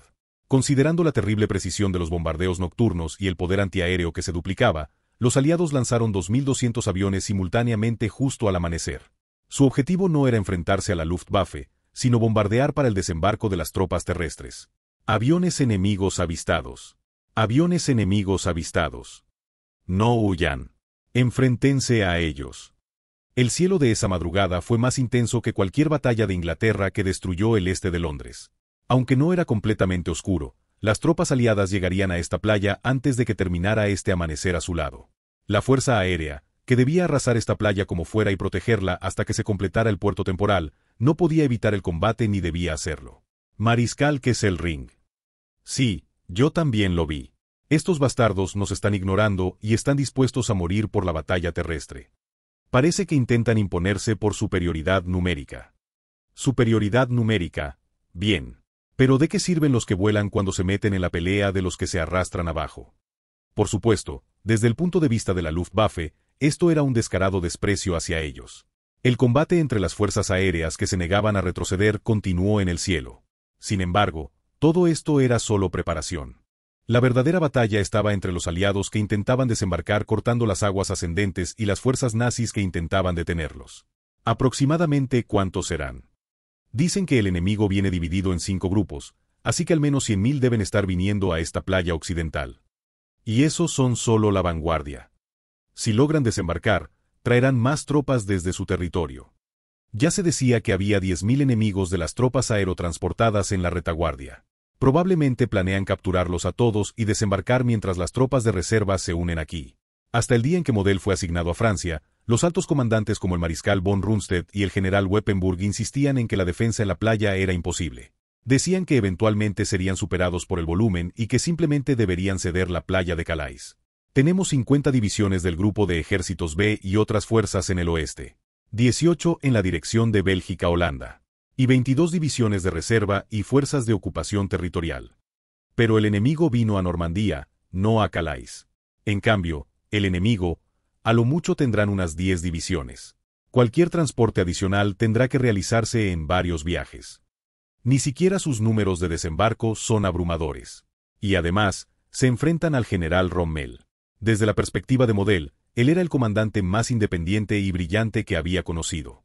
Hace un mes, el general Leo Heer von Weppenburg, comandante del Cuerpo Panzer Occidental, después de debatirse entre la facción pro-Calais y pro-Normandía, finalmente declaró que solo enviaría las unidades blindadas después de que se confirmara el sitio de desembarco aliado.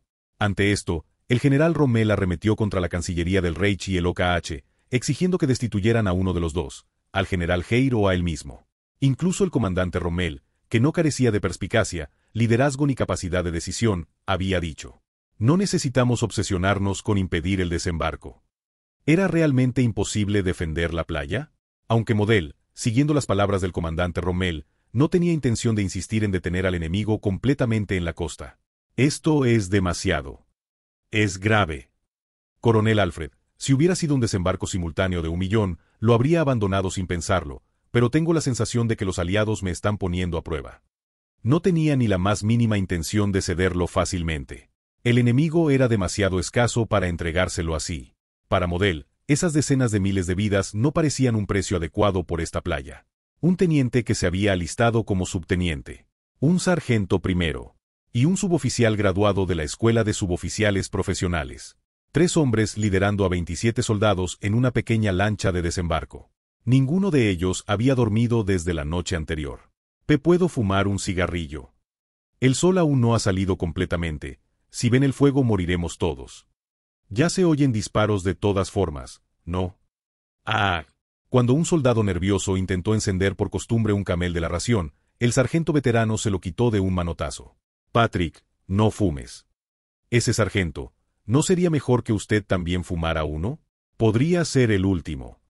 Si mueres, fuma entonces. Maldita sea. ¿Dónde quedó la democracia liberal? Solo quedan dictadores en el bote. Una situación donde todos debían permanecer en silencio incluso ante las maldiciones. Nadie podía callar a Patrick. Sabían que a estas alturas, discutir sobre insubordinación era irrelevante cuando todos eran vidas tan frágiles como moscas. ¿Cuánto más duraría el silencio? La vibración de la lancha raspando la arena continuó por unos segundos. Todos abajo. Corran, corran, corran. No se detengan hasta la playa. La voz del teniente retumbó tan pronto como se abrió la compuerta trasera de la lancha. Sin embargo, la compuerta de metal era tanto un pasaje para salir de la lancha como un escudo contra las balas. Y no tener esa protección significaba Arg. Hay que bajar para quedar expuestos directamente al fuego de las ametralladoras enemigas. Reacciona, Patrick. No, no. Baja de ahí, maldito idiota. La lancha de desembarco, ya encallada en la arena, no podía retroceder, así que tenían que avanzar sin importar si vivían o morían. Patrick bajó de la lancha siguiendo al sargento sin siquiera poder evaluar la situación. Al bajar, lo primero que tuvo que hacer fue atravesar el agua que le llegaba hasta la cintura. Arriba el rifle. Manténlo en alto para que no se moje. Sí, entendido. En vez de responder, solo corre. Entre 100 y 150 metros de agua de mar se extendían frente a ellos. Mientras atravesaban esa corriente tratando de correr como podían ver los cuerpos de sus compañeros esparcidos por la playa. Mi brazo. ¿Dónde está mi brazo? Médico. Por favor, Ayu. El campo de batalla ya era un caos donde ni siquiera se podía distinguir las direcciones. Si había algo positivo, era que los bombardeos aéreos desde el amanecer habían dejado numerosos cráteres. Los cráteres significaban zonas libres de minas y posible cobertura, así que apenas salieron del agua, los dos hombres se lanzaron a uno de ellos. Sargento. Mierda, ¿solo 2 de 30 sobrevivimos? Te dije que mantuvieras el rifle en alto para que no se mojara. Está todo empapado. Lo siento. Cállate. Tenemos que destruir esa ametralladora del búnker para que nuestras tropas puedan desembarcar. Voy a lanzar una granada por esa abertura, tú me cubres. No puede. No me deje. Deja de lloriquear como un niño y toma mi rifle para disparar bien. Si no disparas, me van a matar. El sargento, que desde antes ni siquiera escuchaba sus respuestas, le entregó su rifle y comenzó a arrastrarse hacia las líneas enemigas.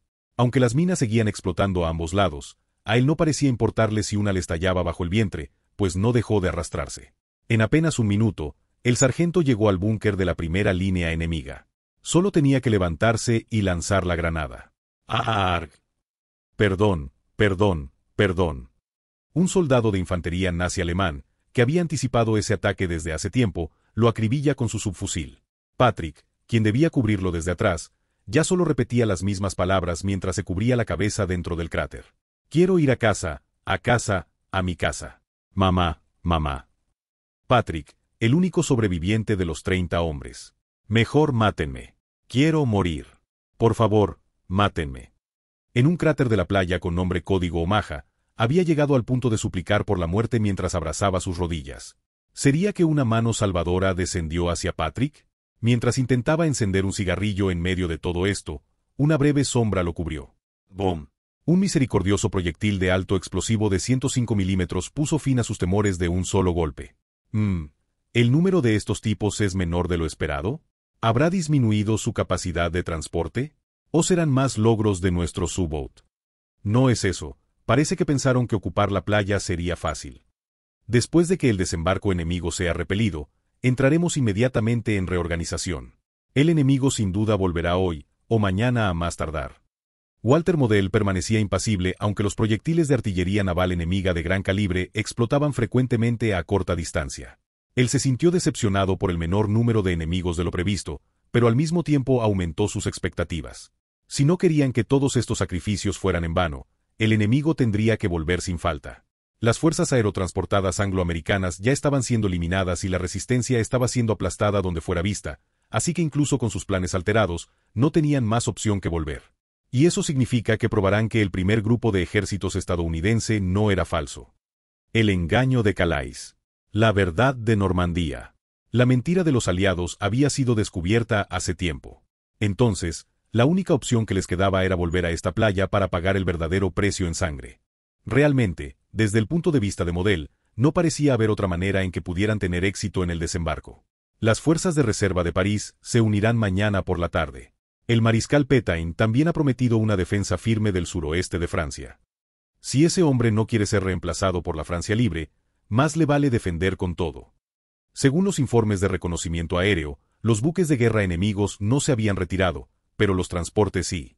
Probablemente intentarían cargar más tropas a regañadientes desde Gran Bretaña para enviarlas a esta playa. No hay instrucciones específicas del comandante Rommel. Dijo que mantuviéramos nuestras posiciones siempre que no retrocedamos. En ese caso, al menos por hoy dormiré aquí. Ayudante, Que instalen una tienda cerca donde pueda descansar. En medio del bombardeo, señor. Capítulo 204. Hay que reconocer lo que merece ser reconocido.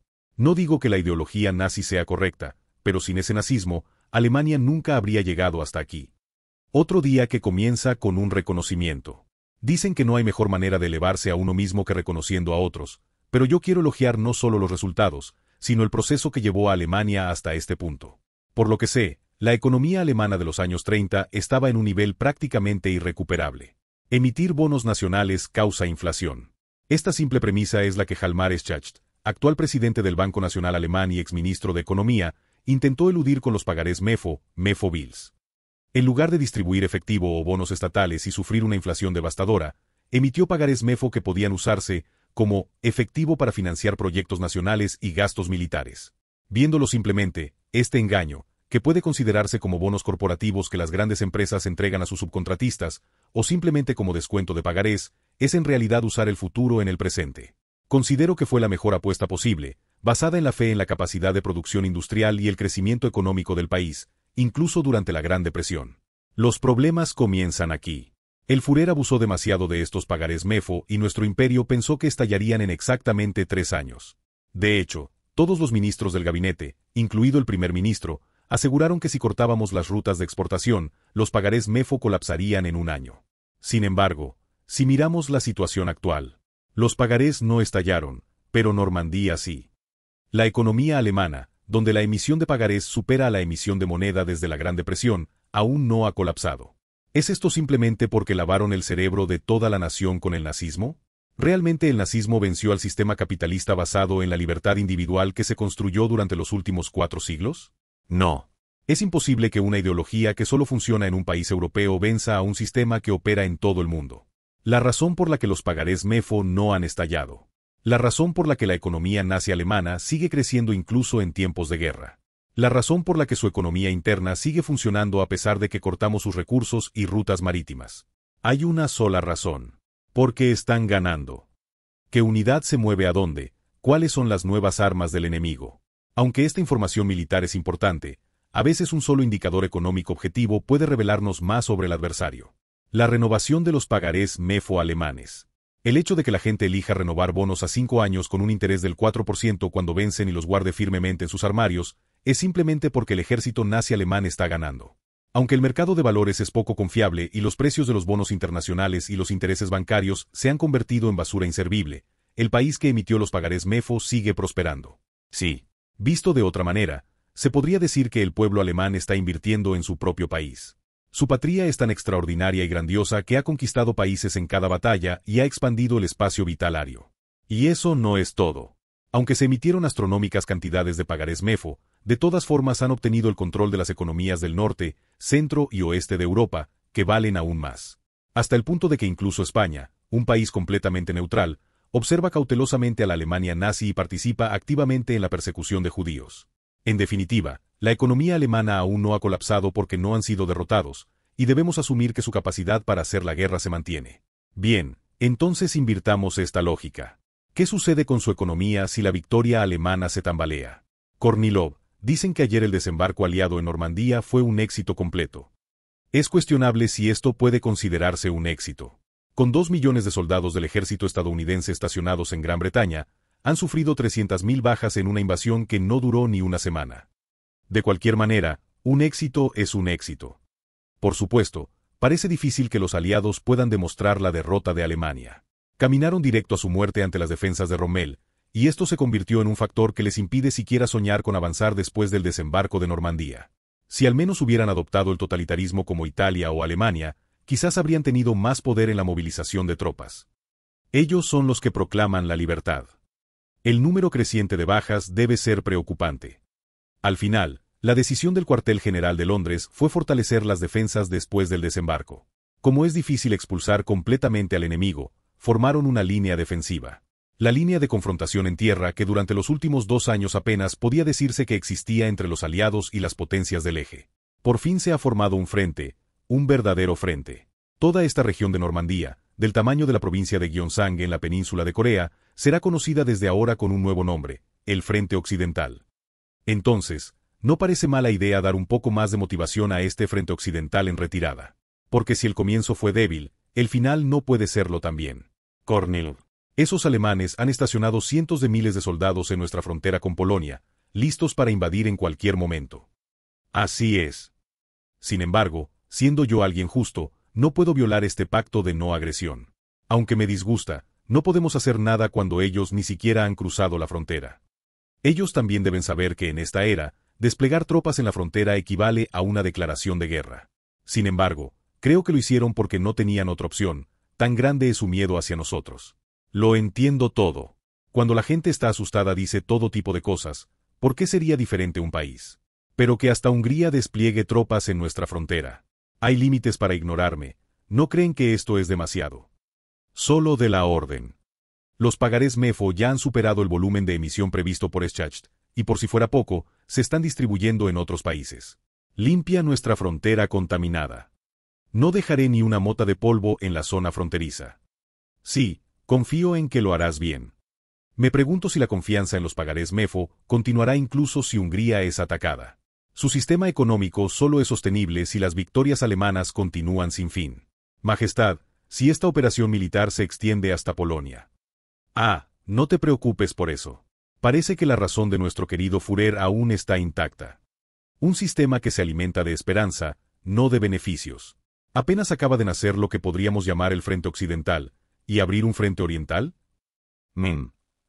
Estoy convencido de que no hay suicidio más seguro que ese para un país como Alemania. Durante los últimos 10 años, el sistema económico de la Alemania nazi podría considerarse como una acción de primera clase en constante ascenso.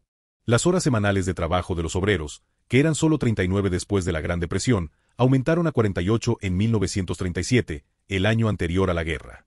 El Frente Alemán del Trabajo, el Sindicato Nacional Unificado dirigido por el partido nazi, vigilaba estrictamente el comportamiento de las empresas basándose en la ideología nazi, y según fuera necesario, también actuaba como sindicato progubernamental defendiendo a las empresas. En 1938, el mercado laboral alemán, donde antes la mitad de la gente en cada vecindario trabajaba y la otra mitad no, mantuvo menos de 200.000 desempleados, una cifra incluso menor que el desempleo natural, y después de que estalló la guerra, se completó una sociedad prácticamente sin desempleados. Entonces, ¿se empobreció el país cuando estalló la guerra y se produjo un consumo masivo dirigido por el gobierno y el ejército? Tampoco fue así. ¿Sabe cuántas toneladas de lingotes de oro tomamos esta vez de Francia? No los tomamos, los obtuvimos legalmente presentando certificados de cambio de divisas. Se dice que el oro robado, raw gold, alcanza miles de toneladas, que el Estado se apropió de todas las propiedades de la gente en los campos de concentración, que pronto saldrán a subasta los bienes de otros países. Como ganaban cada batalla en la que participaban, estos rumores solo aumentaban la confianza en el gobierno, en lugar de generar desconfianza.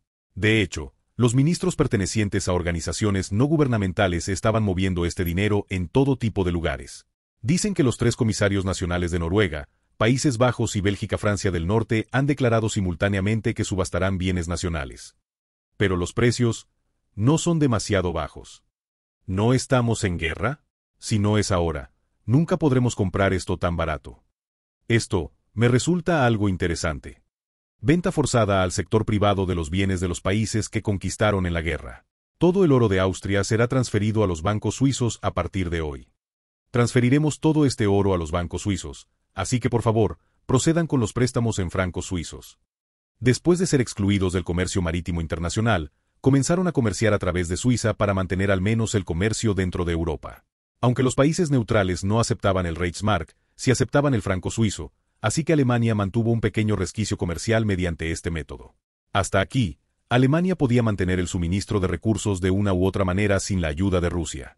El cromo, tungsteno y manganeso, metales clave para la industria militar que Rusia había cortado, bastaba con darles una buena cantidad de francos suizos y traerlos secretamente desde Turquía o los Balcanes. El caucho que solo las potencias occidentales habían logrado producir en masa, Alemania ya había logrado la producción en masa de caucho sintético en 1935. En cuanto al acero y el hierro fundido, bastaba con refinarlos en la zona industrial occidental alemana con los recursos extraídos de la región de Alsacia-Lorena francesa. Lo único que faltaba era el petróleo. ¿Por qué justo los campos petrolíferos polacos no tienen ninguno en el oeste? Maldición, así tendremos que aguantar con petróleo sintético. Pero la calidad es demasiado baja. ¿No dicen que perdimos la batalla de Inglaterra precisamente por la diferencia en la gasolina de alta calidad? ¿De qué sirve que nuestros ingenieros produzcan los mejores aviones de combate? Al final, el tiempo de operación de la Luftwaffe en el aire enemigo es menos de 30 minutos. A duras penas conseguimos pedir prestado a Italia, y saqueamos las reservas de países como Francia y Países Bajos, además de aumentar la proporción de combustible sintético hasta el 60% del consumo total. Petróleo sintético, creado añadiendo hidrógeno al polvo de carbón. Entonces, ¿dónde están las principales fábricas de petróleo sintético de Alemania?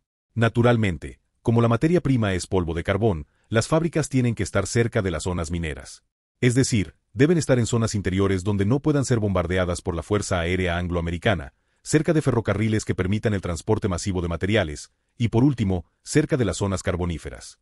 La Alemania nazi solo tenía dos lugares candidatos que cumplían estos requisitos.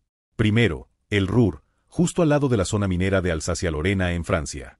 Aunque está dentro del radio de operación británico, está cerca del frente y no le falta nada. Carbón, ferrocarriles, todo está allí. Alemania ya había completado 10 fábricas aquí hace 5 años.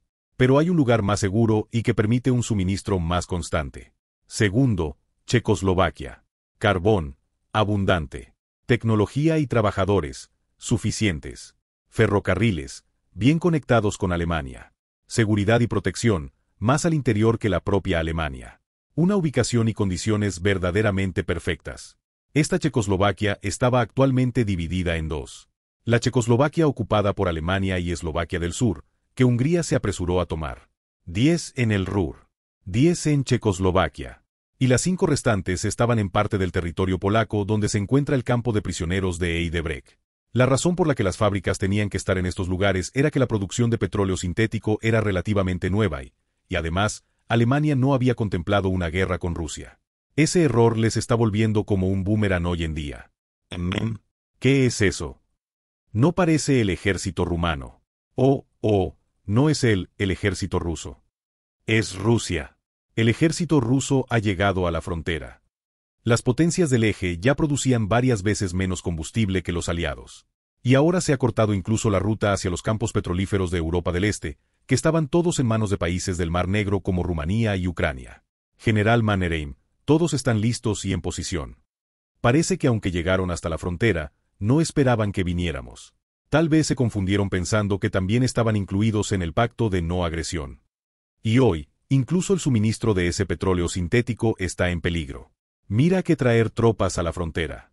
La blindada esperará aquí. Primero, prendámosles fuego.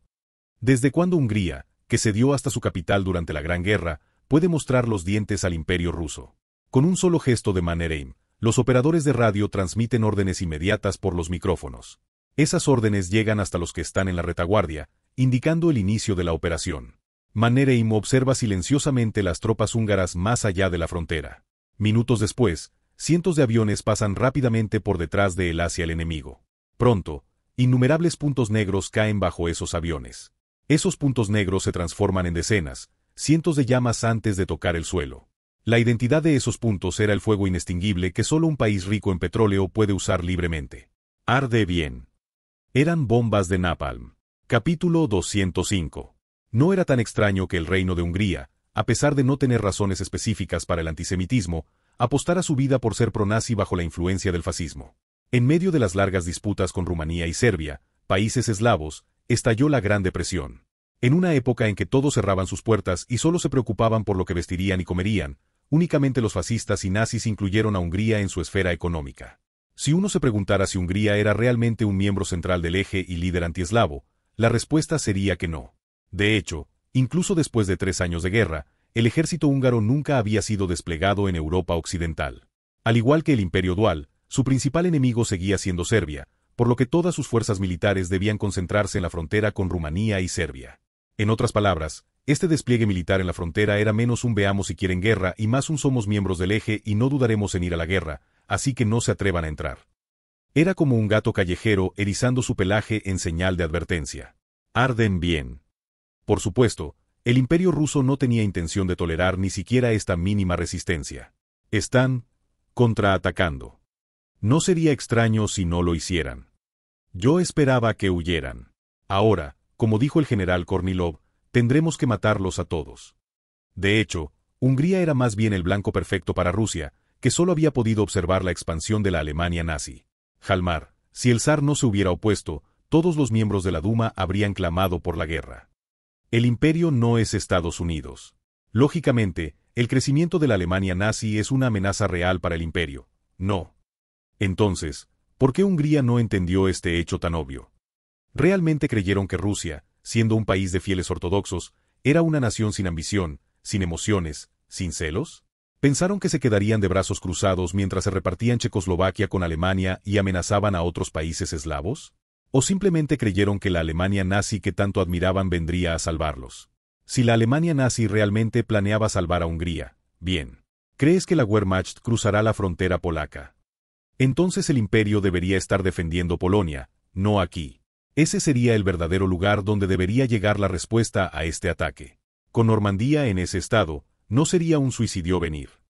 Sí, así que ganemos esto decisivamente. Tanques, adelante. Unidades blindadas, orden de avanzar. Sin embargo, viendo que ninguno de los comandantes presentes parecía preocupado por Polonia, aparentemente no había necesidad de redirigir las tropas. Tras la breve orden de Mannerheim, el oficial en espera repitió el comando en voz alta. Mientras el enemigo se tambaleaba por las bombas de napalm y apenas lograba disparar proyectiles en contraataque, era evidente que esta batalla sería completamente unilateral.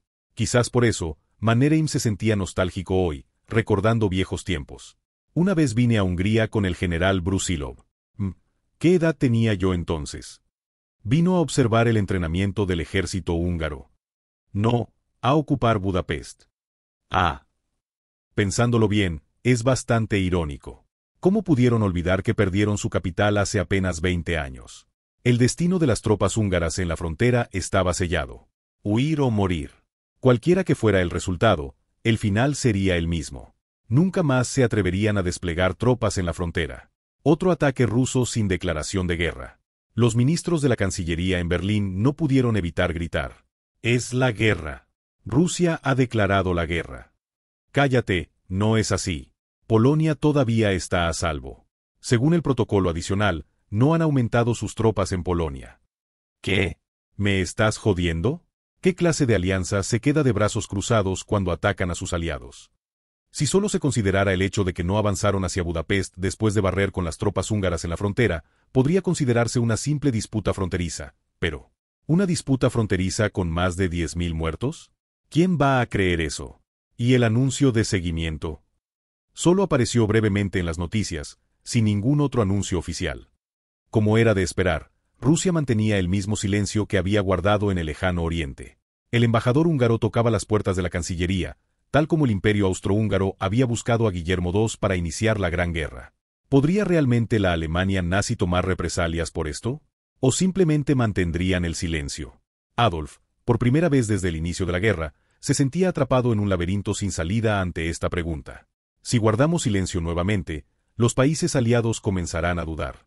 Quedarse quieto cuando el enemigo ya ha atacado es prácticamente una rendición.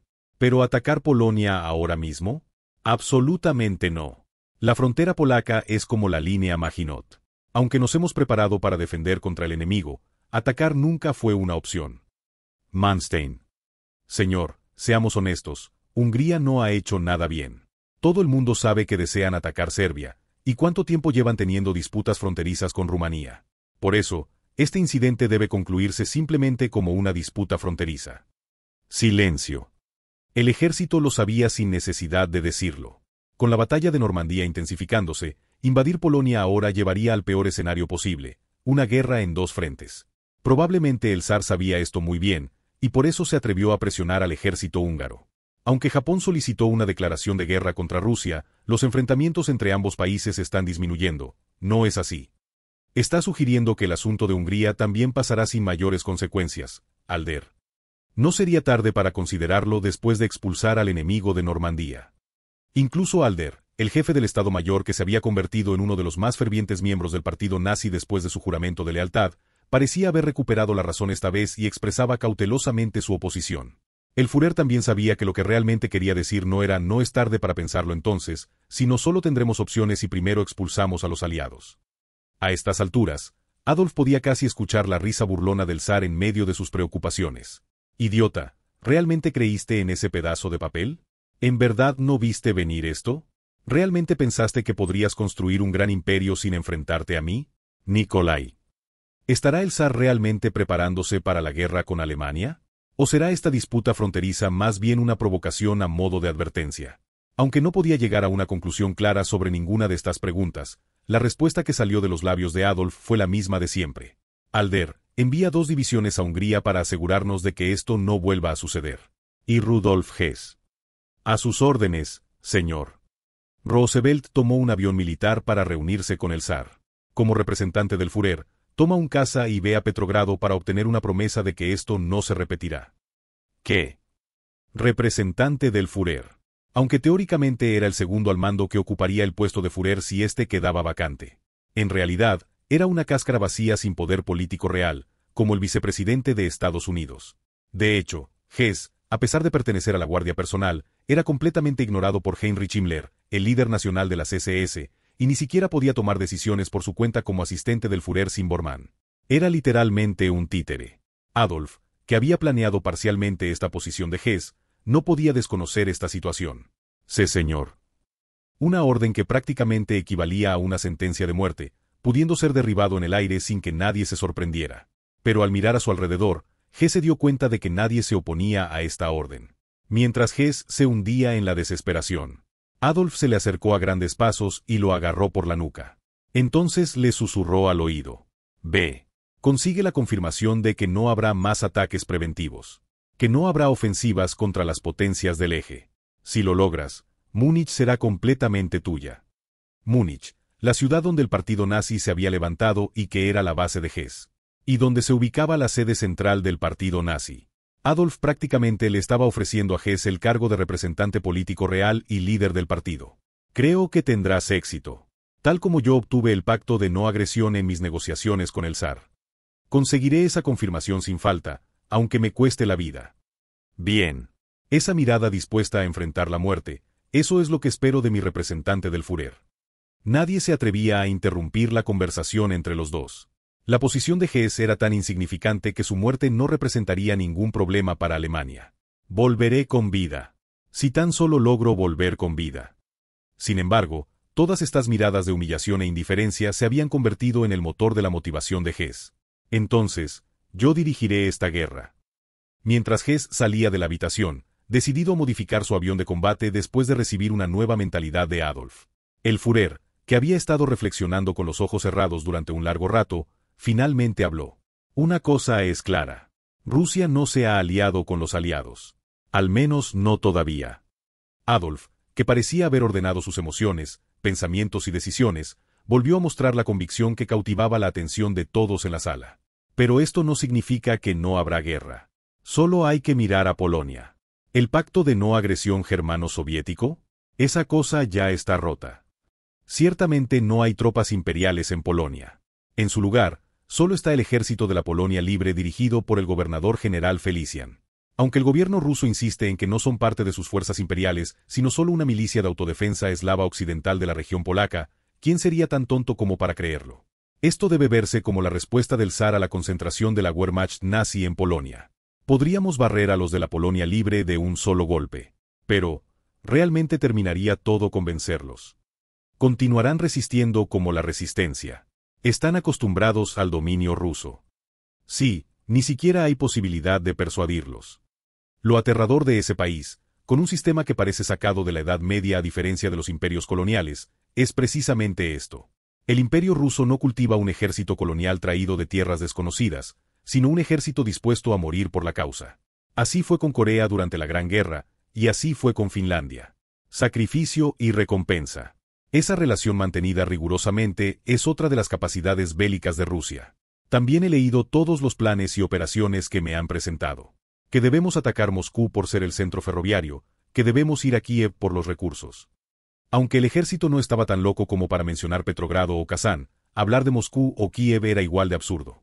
Aprecio el entusiasmo, pero si estalla una guerra con Rusia, será una defensa unilateral por nuestra parte. Alder, ¿estoy en lo correcto? Si las guerras en el oeste y el este ocurren simultáneamente, sin duda será así. Entonces modifiquemos el objetivo a Varsovia. Será difícil avanzar más allá de Polonia. Aunque a primera vista parecía que un Führer sin confianza ordenaba reducir los objetivos estratégicos, en el momento en que mencionó Varsovia, todos los presentes entendieron. Si estalla la guerra con Rusia, recuperaremos Polonia inmediatamente. La restauración completa del territorio del antiguo imperio alemán. No, una expansión más allá de esa restauración. Para esto, solo había una condición necesaria. Así que ayuden a Rommel a barrer Normandía lo antes posible. ¿Entendido? La aniquilación de los aliados que habían formado el frente occidental. Si no puede haber una guerra en dos frentes, basta con destruir completamente un lado y contener al otro.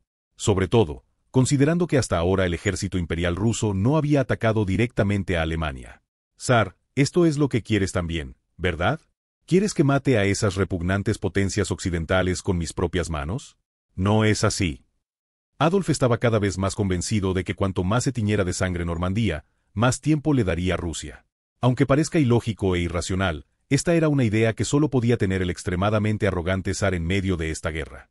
Sí, Nikolai Zar seguía tratando a la Alemania nazi, que había crecido tanto, como un país que podía manejar en cualquier momento. Para él, todo el mundo parecía estar a sus pies. En esa arrogancia te ahogarás. El día en que lo hiciera arrodillarse. Adolf no podía esperar a que llegara. Capítulo 206. En el pasado, decenas de miles de soldados de infantería corrían por el campo de batalla con un solo rifle para avanzar una trinchera de 1 kilómetro. Ahora los tiempos han cambiado, y se requieren más ramas militares para lograr ese avance de 1 kilómetro. Las principales divisiones que manejan los comandantes incluyen tropas aerotransportadas, artillería, tanques, unidades de potencia de fuego móvil, ingenieros especiales, remoción de minas y construcción de puentes, y equipo pesado, unidades de suministro, unidades de reconocimiento y la infantería mecanizada. Además de estas, había numerosas otras ramas y posiciones, especialmente en el ejército estadounidense que, a pesar de estar formado apresuradamente por el reclutamiento, tenía la proporción más alta del mundo de personal no combatiente, lo que hacía el mando aún más difícil. Por ejemplo, algo así. Me está diciendo que debo comandar a las WACS, Cuerpo del Ejército Femenino, en el campo. De todas formas, no participarán en el campo de batalla, estarán en la reserva. ¿Recuerdas cuando durante la Gran Guerra las mujeres iban a las fábricas a hacer proyectiles, uniformes y todo eso? Sí, así fue. Parece que nuestros senadores de Oklahoma necesitan urgentemente el voto femenino. Bueno, incluso en DC parece que ven con buenos ojos una mayor participación de las mujeres en la guerra. Aunque sea personal no combatiente, preferiría ir al combate con esos smokejumpers, objetores de conciencia, punto. Eso tendría más probabilidades de éxito. El verdaderamente esencial cuerpo logístico. Es decir, incluso sin contar a quienes construyen puentes, carreteras y pistas, ni a los que sirven en el cuerpo de intendencia del ejército, conocidos como Quartermaster. Operadora del ejército Hello Girls, operadoras telefónicas del cuerpo de señales del ejército, ¿en qué puedo ayudarle? Conecte con la 17ª Brigada de Infantería del Tercer Cuerpo en el Cuartel General de Londres. Lo haré de inmediato.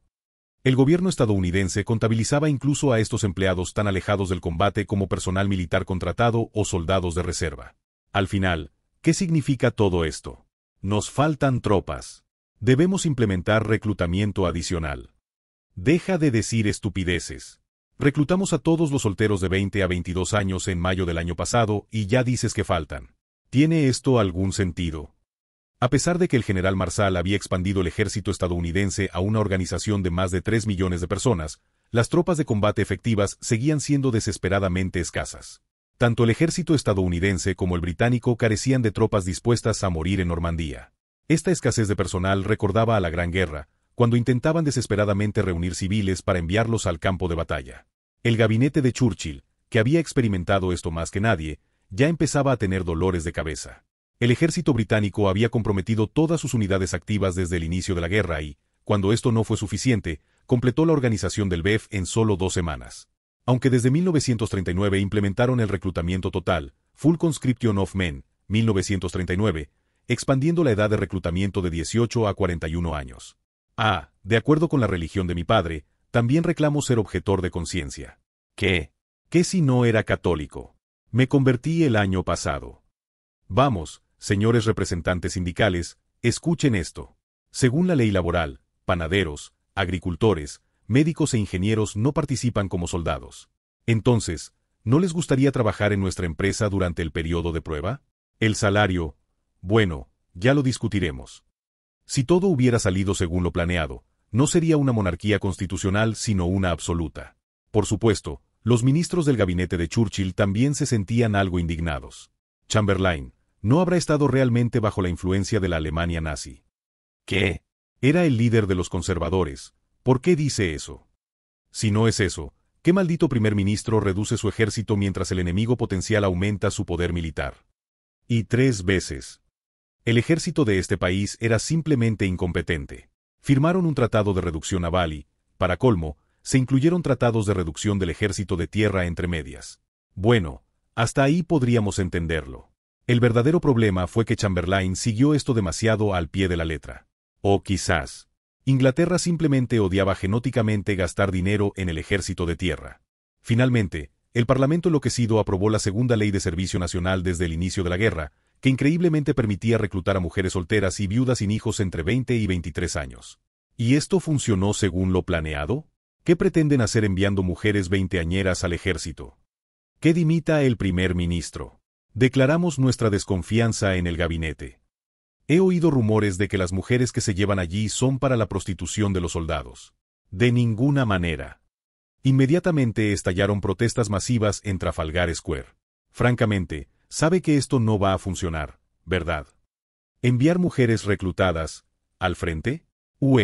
¿Acaso el Departamento de Guerra de Londres ha sido castrado de sus deberes masculinos? ¿O es que el miedo a la Alemania nazi les ha hecho perder su caballerosidad? No solo las mujeres, sino toda la sociedad del siglo XX se opuso frontalmente. Finalmente, Anthony Eden, ministro de Guerra del gobierno de Churchill, fue a suplicar al general Eisenhower, comandante supremo de las fuerzas aliadas. Ya no nos quedan más jóvenes para reclutar. Los únicos hombres que quedan en sus 20 son discapacitados, clérigos y trabajadores industriales. ¿Cree que nosotros estamos mejor? También tuvimos que revivir la STSA, Ley de Entrenamiento Selectivo y Servicio, después de 20 años, y esto es lo máximo que pudimos reunir. Siendo objetivos, no es que el ejército estadounidense tuviera pocos efectivos. En términos administrativos, el personal militar directo e indirecto del ejército estadounidense ya superaba los 4 millones de la Gran Guerra, y ese número seguía creciendo. Ustedes tienen un límite de servicio de 12 meses por persona, y encima tienen restricciones sobre cuántos pueden ser reclutados por familia. Entonces, ministro Eden, ¿qué está sugiriendo? Que retengamos a nuestros muchachos más tiempo porque apenas se vuelven útiles ya regresan a casa. Al menos extiéndanlo a 18 meses. Eso aumentaría los números en más de la mitad. Ya había millones que habían experimentado el servicio en el ejército de los Estados Unidos. Solo que recibían unos meses de entrenamiento, cruzaban el Atlántico, esperaban un tiempo y volvían a casa después de cumplir sus 12 meses de servicio. Se dice que el ejército alemán supera los 6 millones. No deberíamos igualar eso. Deberíamos alcanzar los 10 millones. Es necesario si queremos mantener Normandía. Si nos expulsan de Francia después de haber logrado el desembarco, tal vez tengamos que considerar la derrota. Entiendo. Me encargaré de hablar con el general Marshall. Y también con la Casa Blanca.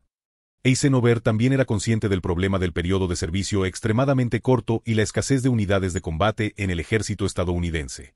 Pero, nuevamente, Estados Unidos era la tierra de la libertad.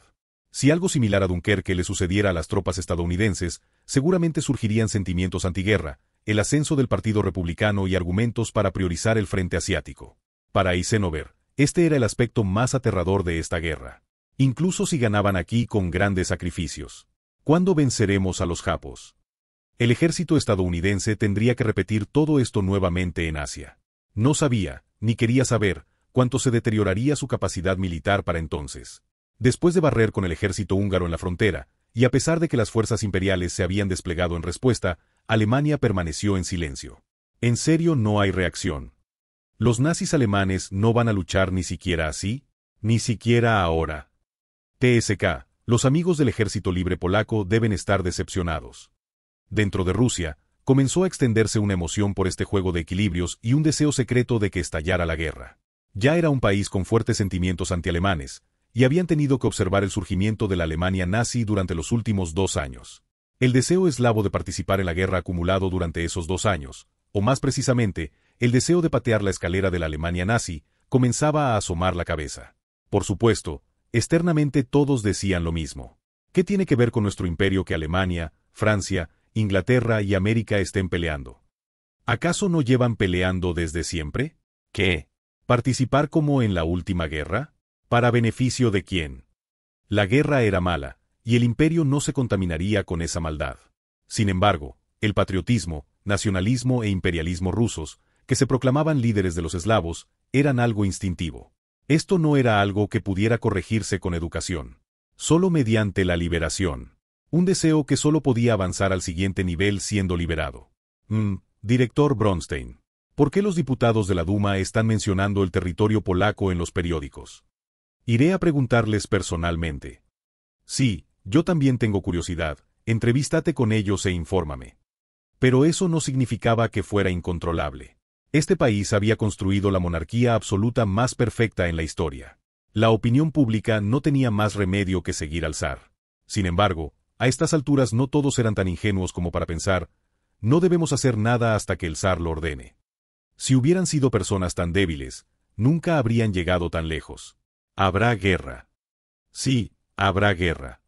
Grande o pequeña, tendrá que resolverse por la fuerza. Con la moral alemana por las nubes, ¿crees que se quedarán quietos? Jaf, esto es un gran problema. Como siempre, los cuatro que mejor conocían al zar, Beren, Jugasvili, Bronstein y Nikita, se reunieron y llegaron a la misma conclusión. Normandía debe haber sido exactamente lo que padre quería. Así es. Como debe haber oído el cesarevich, Normandía está produciendo tantas bajas como el antiguo frente occidental. Es natural. ¿Cuántas tropas hay concentradas en esa pequeña área?